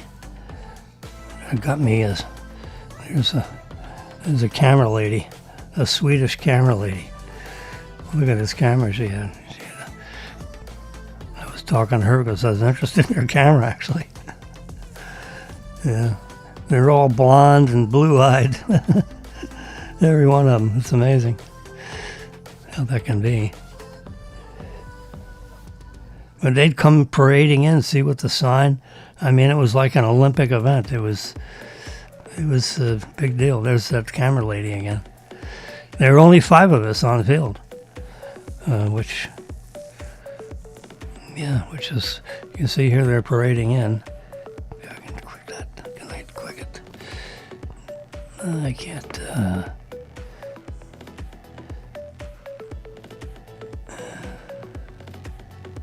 Anyway, but you can see them parading in there. I'll try to zoom in. And they all have a place where they set up on the field. It's interesting. So the neat thing about what I did, see here, they're all got the face paint. How cute is that? Look at all these kids.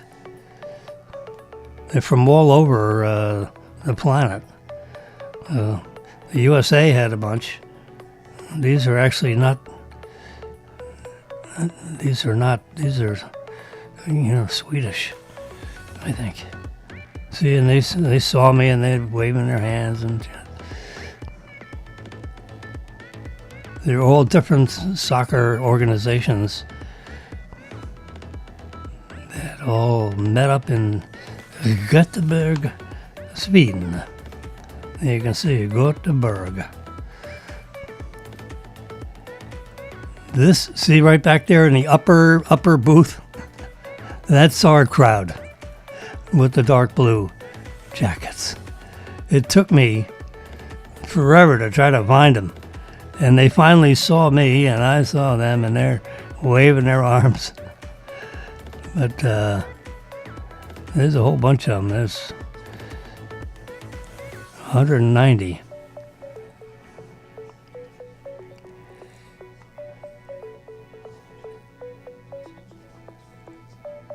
And like 23 parents, 20 coaches.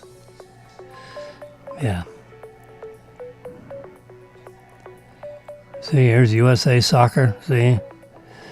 They're scattered all over the place. Nice.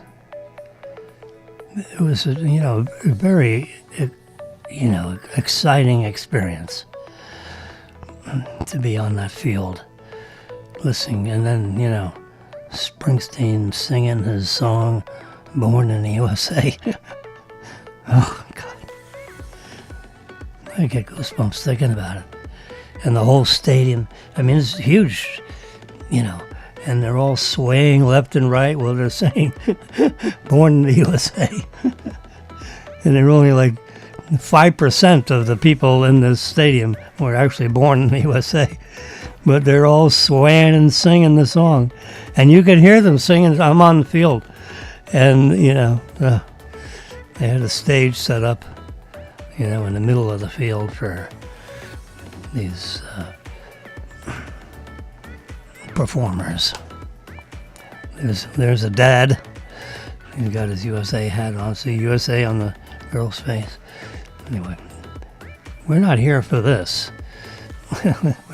We're circling back. I'm just showing you the website. Ooh. Let's go back to the very bottom here. I want to show you this. Look at this. 26,422,815 visitors on this site. Can you imagine? Totally unadvertised. From 1990, copyrighted from 1990 to 2025. Yep.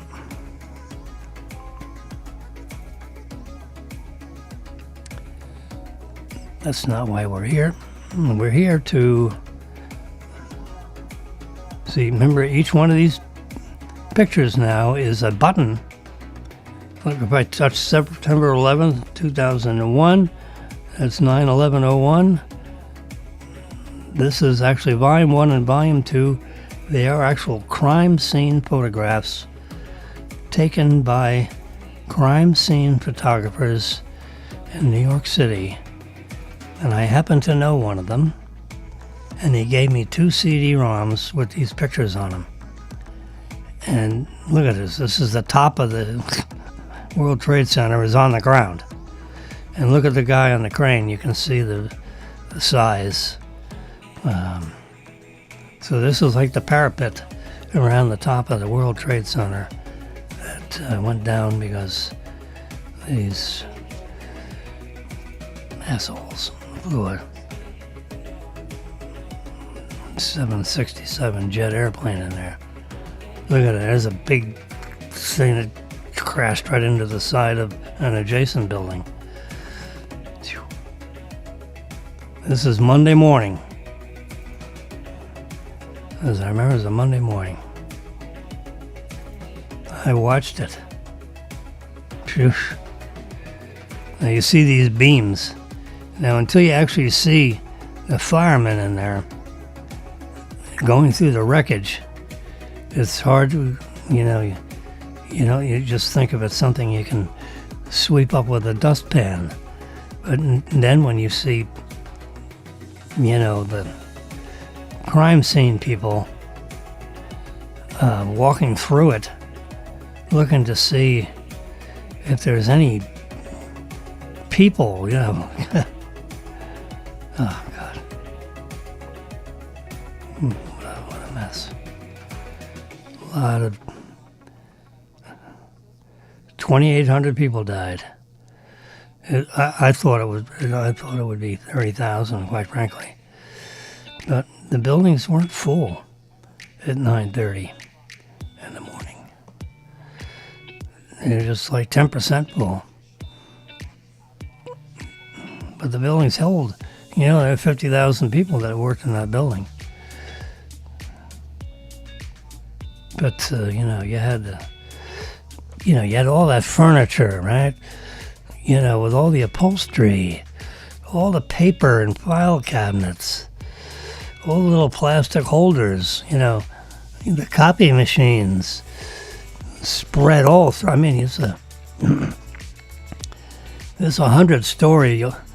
110-story office, 2 of them, office building, Twin Towers, remember? There are 2 of them, 110 stories tall, World Trade Center. And, there it is, damages. Marilyn sent me damages, there it is. Okay, thank you. Send her a nice little thumbs up on that one. There, this is damages. That's it. Yep.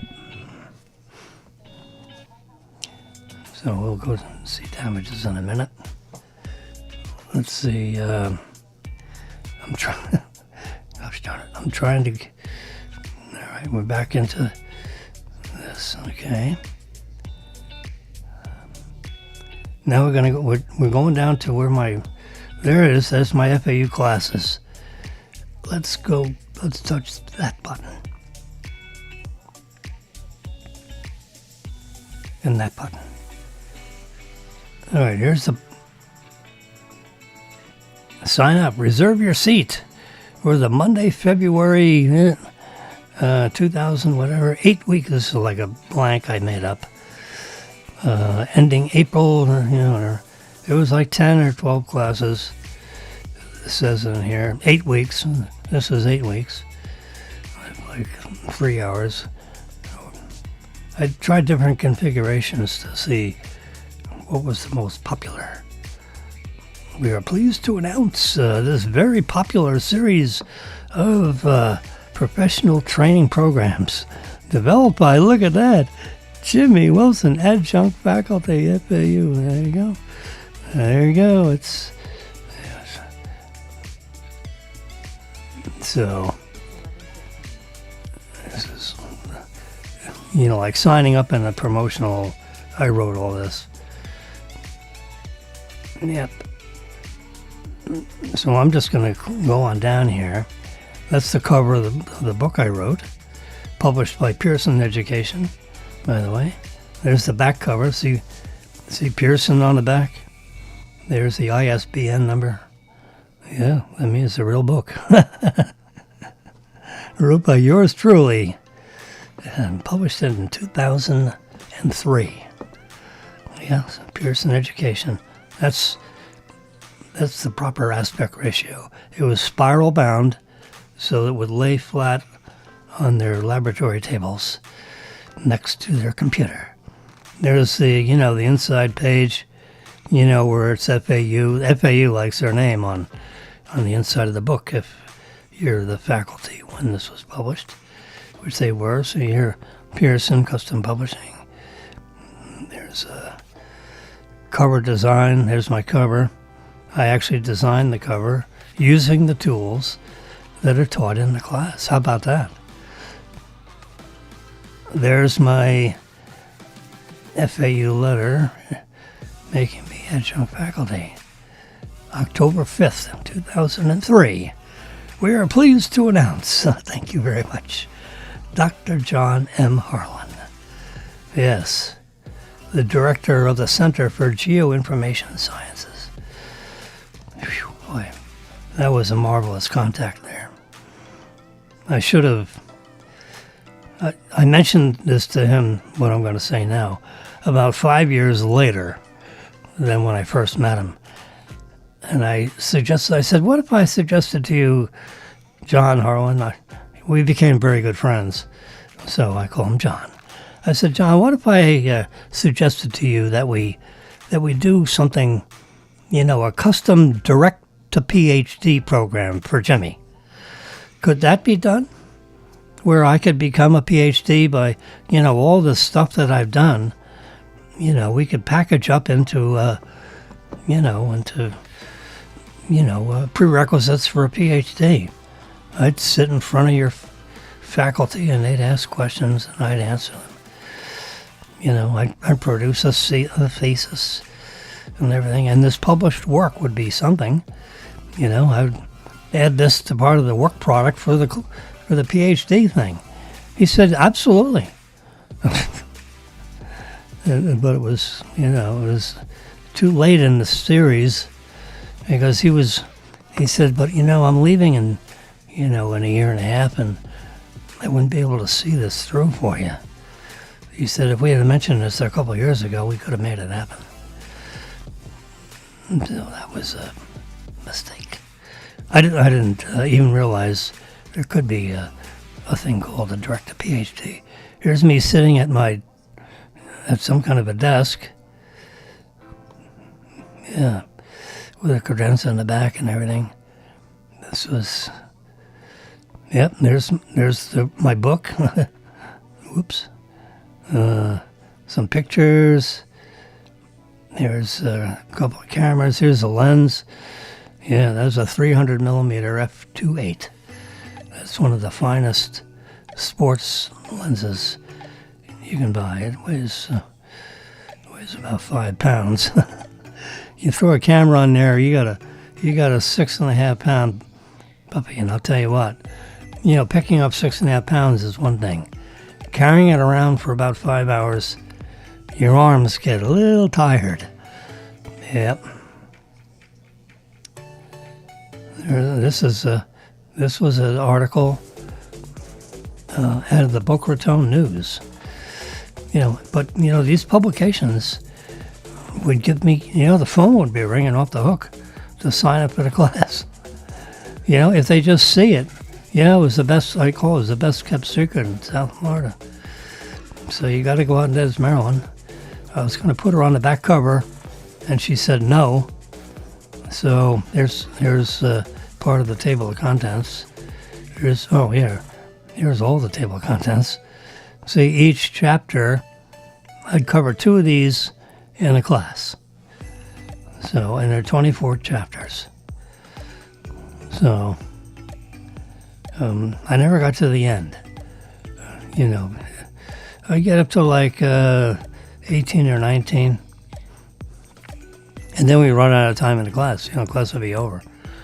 So I went through these as, not, depending on how fast the class could digest the material.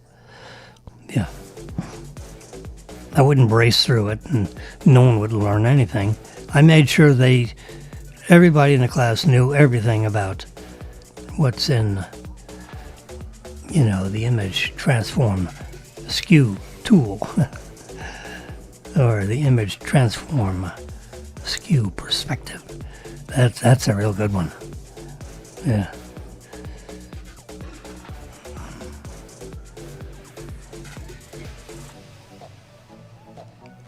So there's about 100 pages in this thing. See, I had pages in the front. This is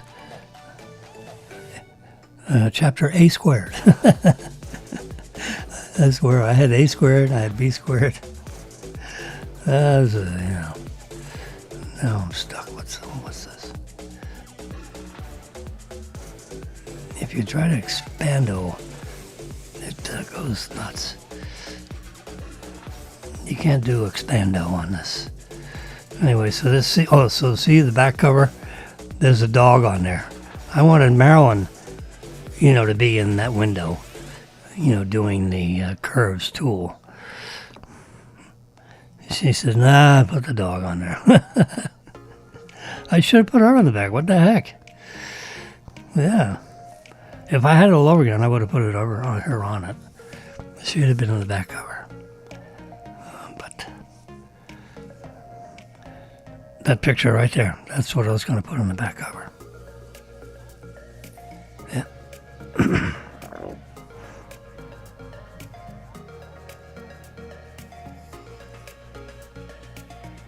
There's the table of contents. Here's the some of the science material in that's A squared.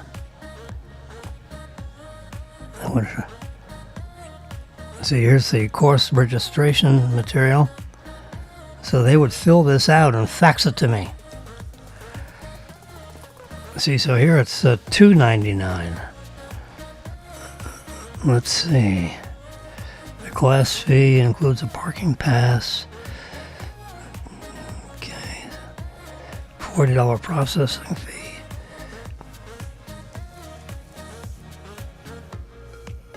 So if they cancel the class, they got hit for $40. Because FAU had to screw around with it. So this was the registration form I made up. Class registration form. They fill out their name, their address, their cell number. How'd you hear about the class? I was very interested in that. Here's the name of the class, CE 2010.02.15M. That followed some requirement,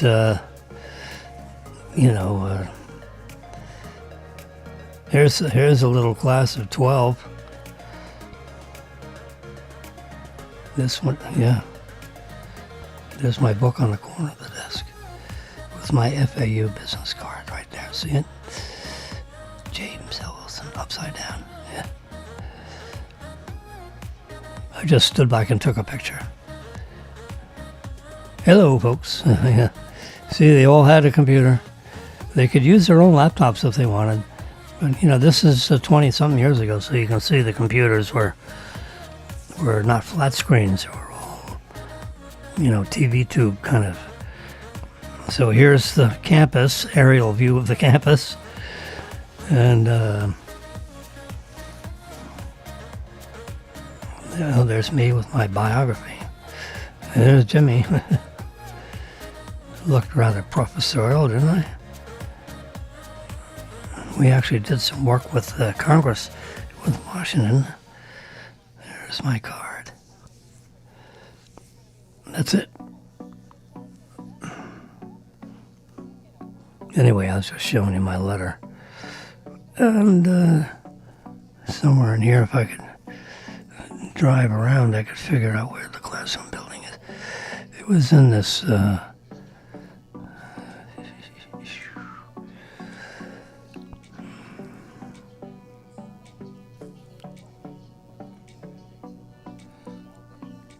I think it was this building right here that I have right in the middle of the screen.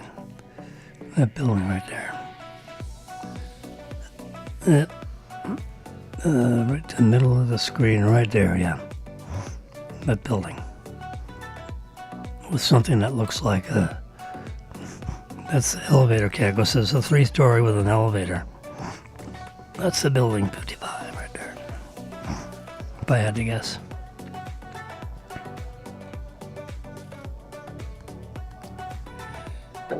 Yeah, 20 years ago was a very interesting topic. Today, I mean, everyone's doing it. They don't need you. I mean, they got all kinds of online classes. But, like, a lot of people, like to sit in the classroom setting. I mean, I had some doctors, plastic surgeon doctors, and they're world-renowned doctors. They've been on TV and all this stuff, they news channels, ABC, CBS, and NBC.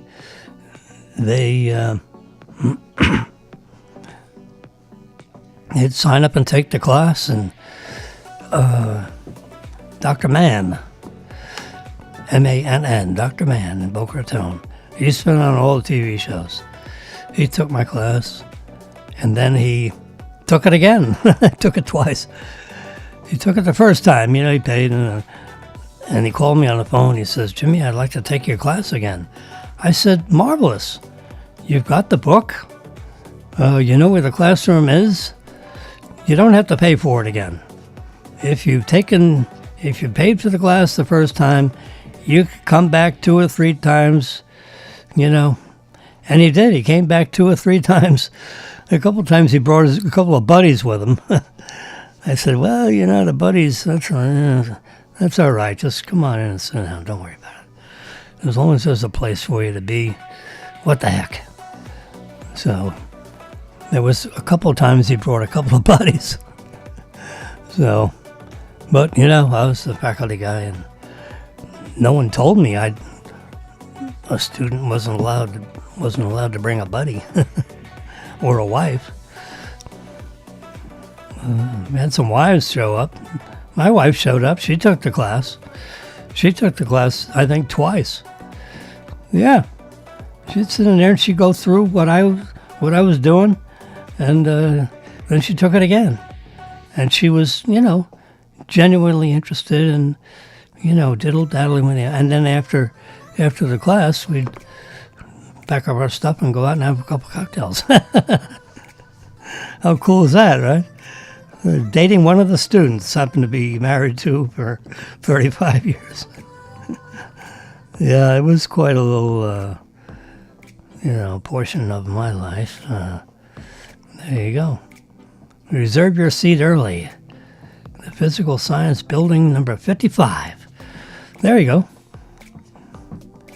Room 352 on the 3rd floor. I have a key. It's hanging on my, where all my keys hang. Yep. They never asked me to turn. Well, if I could fill the class, I could be the, Dr. Russ Ivy. Dr. Russell Ivy is my main man. He knows who I am. He likes me. We were buddies. Yeah. He told me, he says, "Don't tell anybody you're a conservative. They'll cancel your adjunct status. You won't be able to teach here anymore unless you're a liberal. So you either become a liberal or you keep your mouth shut." He didn't say that. He just said, "Keep your mouth shut." He said, at the time, "You and the president of the university are the only conservatives on campus, so keep it a secret." The president of the college told me the same thing. He said, Don't put any conservative crap on your website. They'll get a little cranky on you." I said, "Okay, no politics on my website." So there's no politics on my website. There's my front cover. There's the back cover. There you go. The front cover was designed using tools learned in the class. we actually produced this cover in one of the classes. Yep.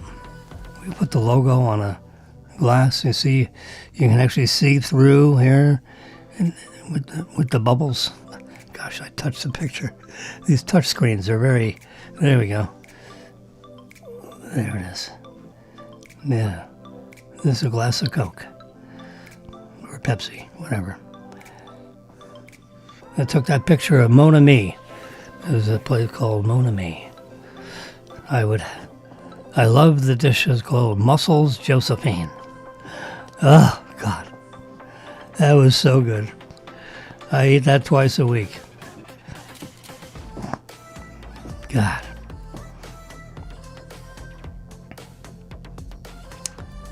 Yeah. I'd carry a copy of this letter. Or I just, see, I can look it up on the site if I go in there with an iPad and just show them, here's my faculty letter. You want to print it, or you want me to email it to you? This is the proof that I teach at FAU. And this would give me a 10% discount, or whatever the faculty, there's a educational discount if you're a student or a faculty member. Yep. They always ask me for a faculty. I said, no, the adjunct faculty, all you do is you get a letter. A student, you get an ID card. I didn't get an ID card. I just, my driver's license is my ID card when I come in the gate. If they get a new guard. Most people know me. That's the way it goes. So that's 416-1100. There's all kinds of things on here. It is, let's go home. See, that gets you right back here. So if you like polo, I got some great polo shots. This is a spectacular polo shot right here, where the two mallets are clicking. There's a name for that, and I would love for someone to text me what that's called. There's a picture with Jay Leno. How about that? And FAU hired me to take, the College of Education asked me to take pictures of a 3-day event they had. I charged them like $1,900 for a 3-day coverage, which they paid. And look at this pretty face of this young teacher, this elementary school teacher's. Look at the bottle of apples in the background. Yeah, I wiggled around trying to find spectacular photographic opportunities. There's one. See, the College of Business actually also asked me to take some pictures for them. And this went in all kinds of publications. This is one of the shots they used. This girl became very popular.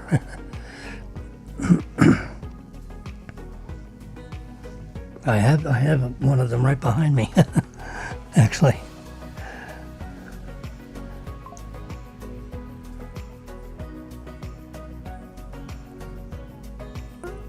There are all these students. There's Schnellenberger. Yeah, he's FAU Stadium ribbon cutting, October 14th, 2011, at 6 p.m.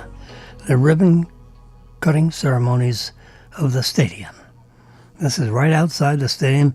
You can see right through here, there's the stadium in the background. All locked up, because this was the first day. Their Hispanic Latino Heritage Celebration. There's the Black History Month at FAU. These are all, they had bonfires every, before home games. I don't know if they still do that, but they used to. Fireworks, July 4th. You click on one of these, and there's a whole gallery of pictures underneath it. Look at these firework pictures. taken with, let's find out. Right. Oh, yeah. Never mind. They're not. These are photos on my website, not photos that are, on board. I don't think they're on board on my computer. I was going to show you the XUp data, but we would have to, this little information button, let's see if that shows it. Yeah, there you go. That's getting the XUp data. There we go. I knew I could get to it. Show more. What does that do? Okay. So this tells you the camera that took the picture. EOS 1D Mark III. It was a zoom lens and was at 95 millimeters. F8. Exposure time, 5-second exposure time. Yeah. Long exposure. And here's the XF data on the moment it was taken. And then I edited, later in the day. So this is at 2100 hours, so at 9:15 p.m. July 4th. No flash. Multi-segment metering. Uncalibrated color.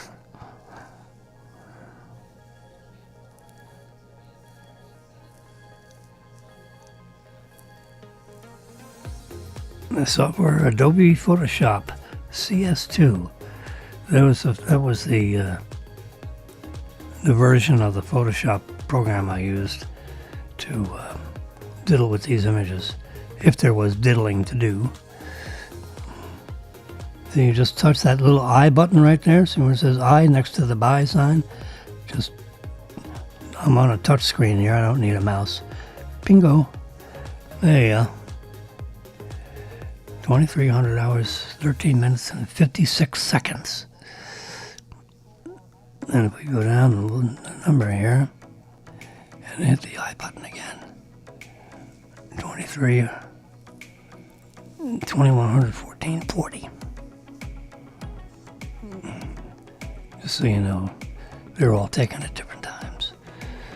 But I had the best photographic equipment known to man. Look at this. Jeez. Just spectacular display of, it goes up and it explodes. You can see the explosion there. Yeah. All on the site. You download these, you can buy them. I have, picture buying opportunities there.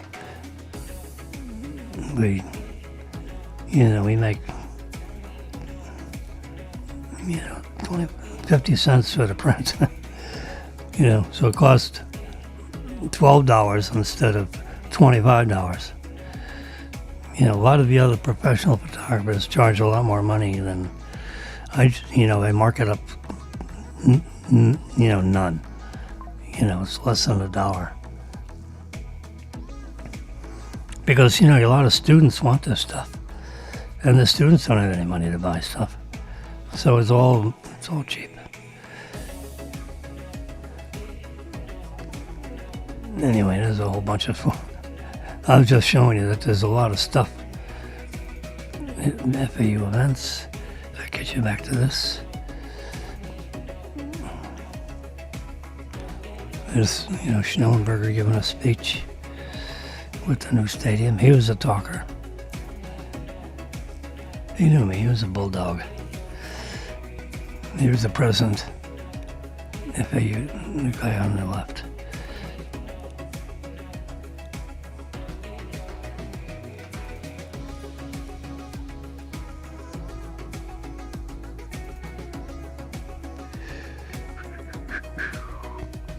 Frank, there you go.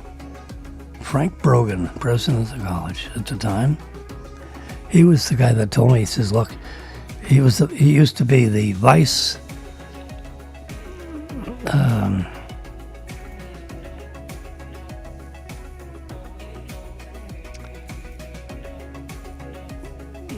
like the the vice governor or something. He wasn't a governor. He was like the lieutenant governor. Sorry, trying to think of the word. He was lieutenant governor of the state of Florida, and he became, among other things, but at this time and day, this was the Owl Club dinner and auction, and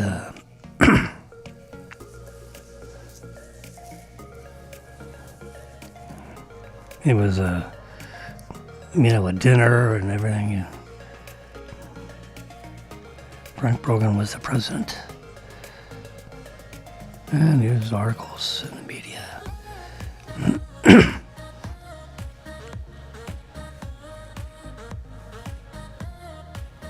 There's Frank. Oh my God! You give him a microphone, he'll talk he'll talk as much as I talk. Matter of fact, he'd talk more. I mean, he was very expressive. Yeah, he's a good man. I enjoyed knowing him. Here's the athletic director at the time. Let's see if Owl Club, 3rd annual dinner auction. A while ago. There's Brogan, his wife with the curly hair, and on the right is a very well-known contributor to FAU. She was a check writer. She'd write lots of checks.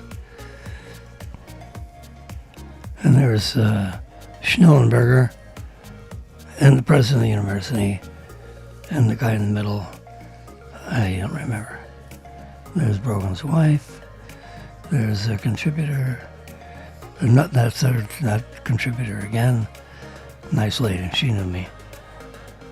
We flew up to one of the games in the same airplane. Yep, and these are all check writers. Oh yeah, major check writers.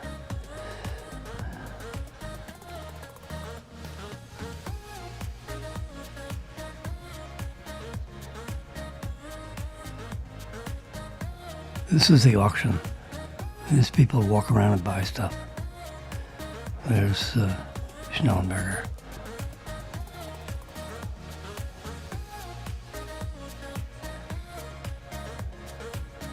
There you go. This is the auction. You walk around. All the black card things. And they'd have things on there, and you'd write your name down and what your bid is. And, you walk around through that whole thing, and then if you were the last name on the list, then you got it. Different kinds of things. Like letters, original program, the different collectible items, which you could frame, There's stuff up and down these things.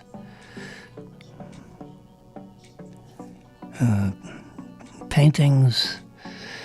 I didn't take much pictures of what was being auctioned.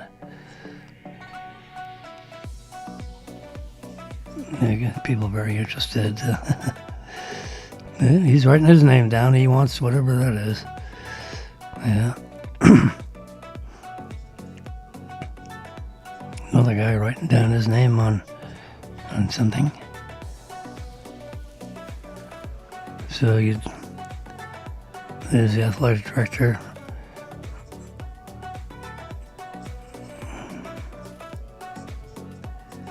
Brogan looking straight at me.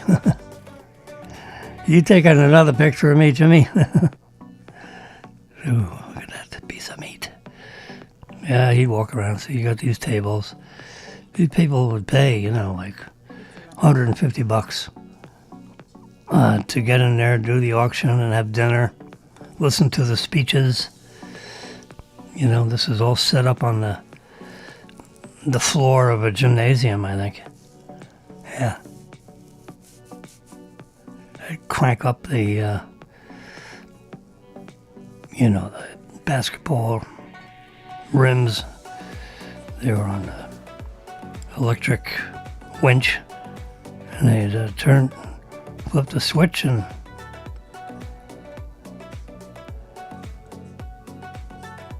Daniel walks in. There you go. This is like the front table. You see Brogan's there. Wife is there. He's looking around. Brogan's looking around. Schnellenberger. So this is like the head table. That's where they're all looking up at the stadium, at the microphone. And the athletic director is probably the one seat that's open here. I don't think that was Jimmy's seat. I didn't get a seat. I was taking pictures. Yeah, these are all different.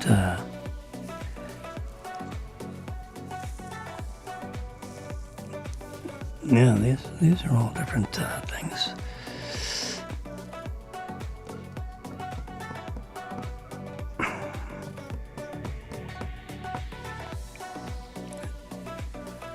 They're different URLs, from my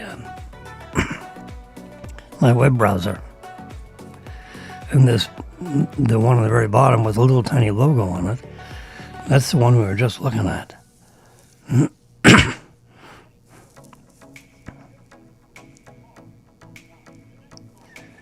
Welcome to Jim Wilson's. Look at this. I'm actually on YouTube with this one. And I could hit the play button.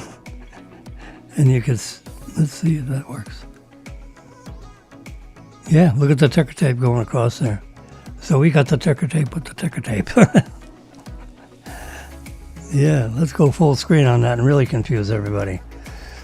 Come on, why not? We're about done here. All right, there we go.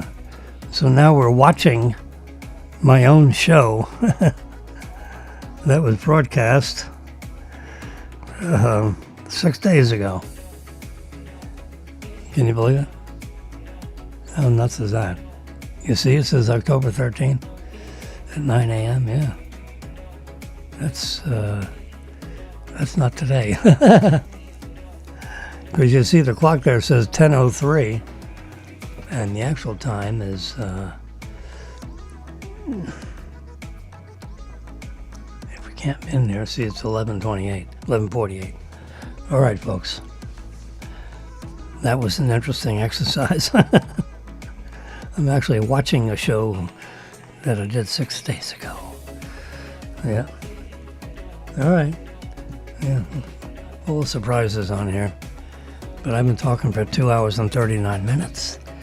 And it's time for me to have a little lunch. I have lunch I've got it all cooked.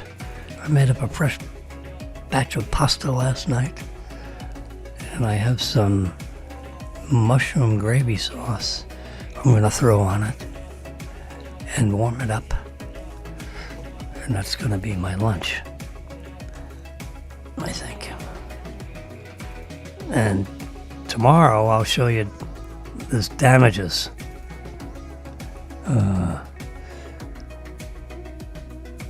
You see damages over here? That's what we want to. I've just downloaded that picture. Yeah. She's the key. Glenn Close is the main character.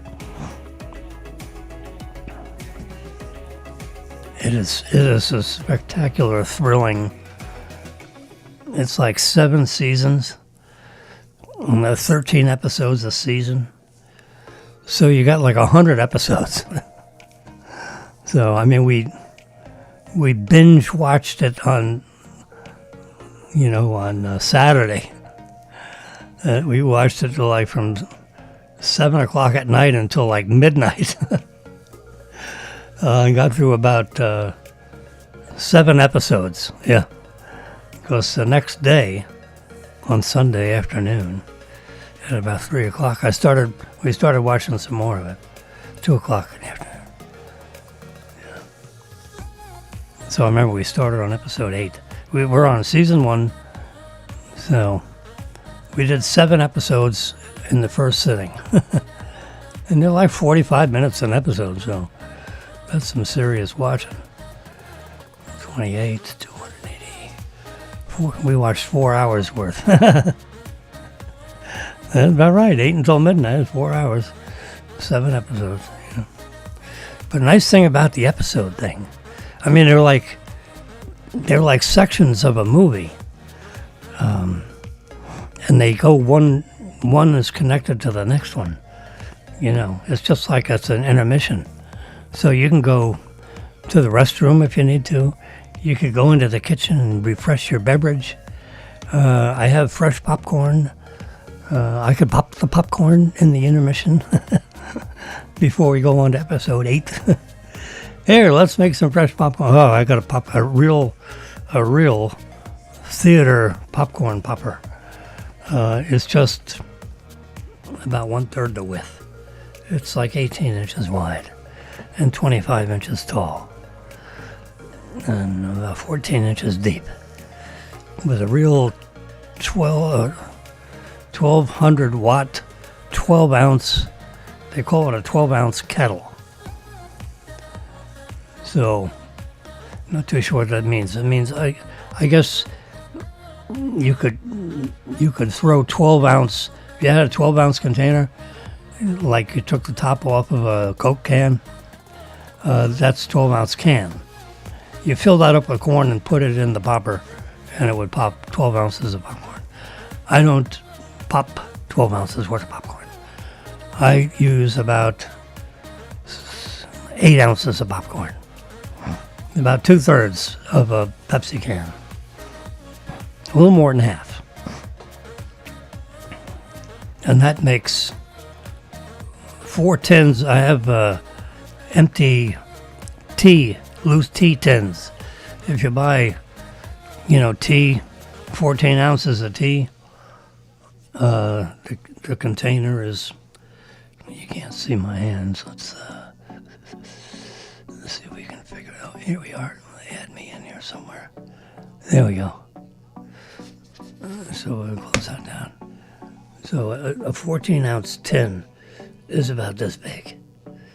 Okay. Which is like a regular popcorn thing. But it's a tin. It's a tea tin. An empty tea tin. Yeah. When you buy $14 worth of loose tea at a time. I make iced tea for Marilyn. She takes it to work every day.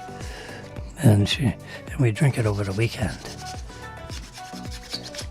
It makes marvelous iced tea. All right. Say goodnight. Say goodnight, Marilyn. We were watching the show and we're watching the show. No, we don't want to do that. We can't do that. We gotta get out of here. I need to get to my photo album. The 19th. Yeah. Full screen on that. And then I'm going to turn the music up to the full volume units level. And I'm going to turn the microphone off and stop talking. And then I'll give you 1 minute of listening to this music. And then we're going to shut it down. Bye-bye.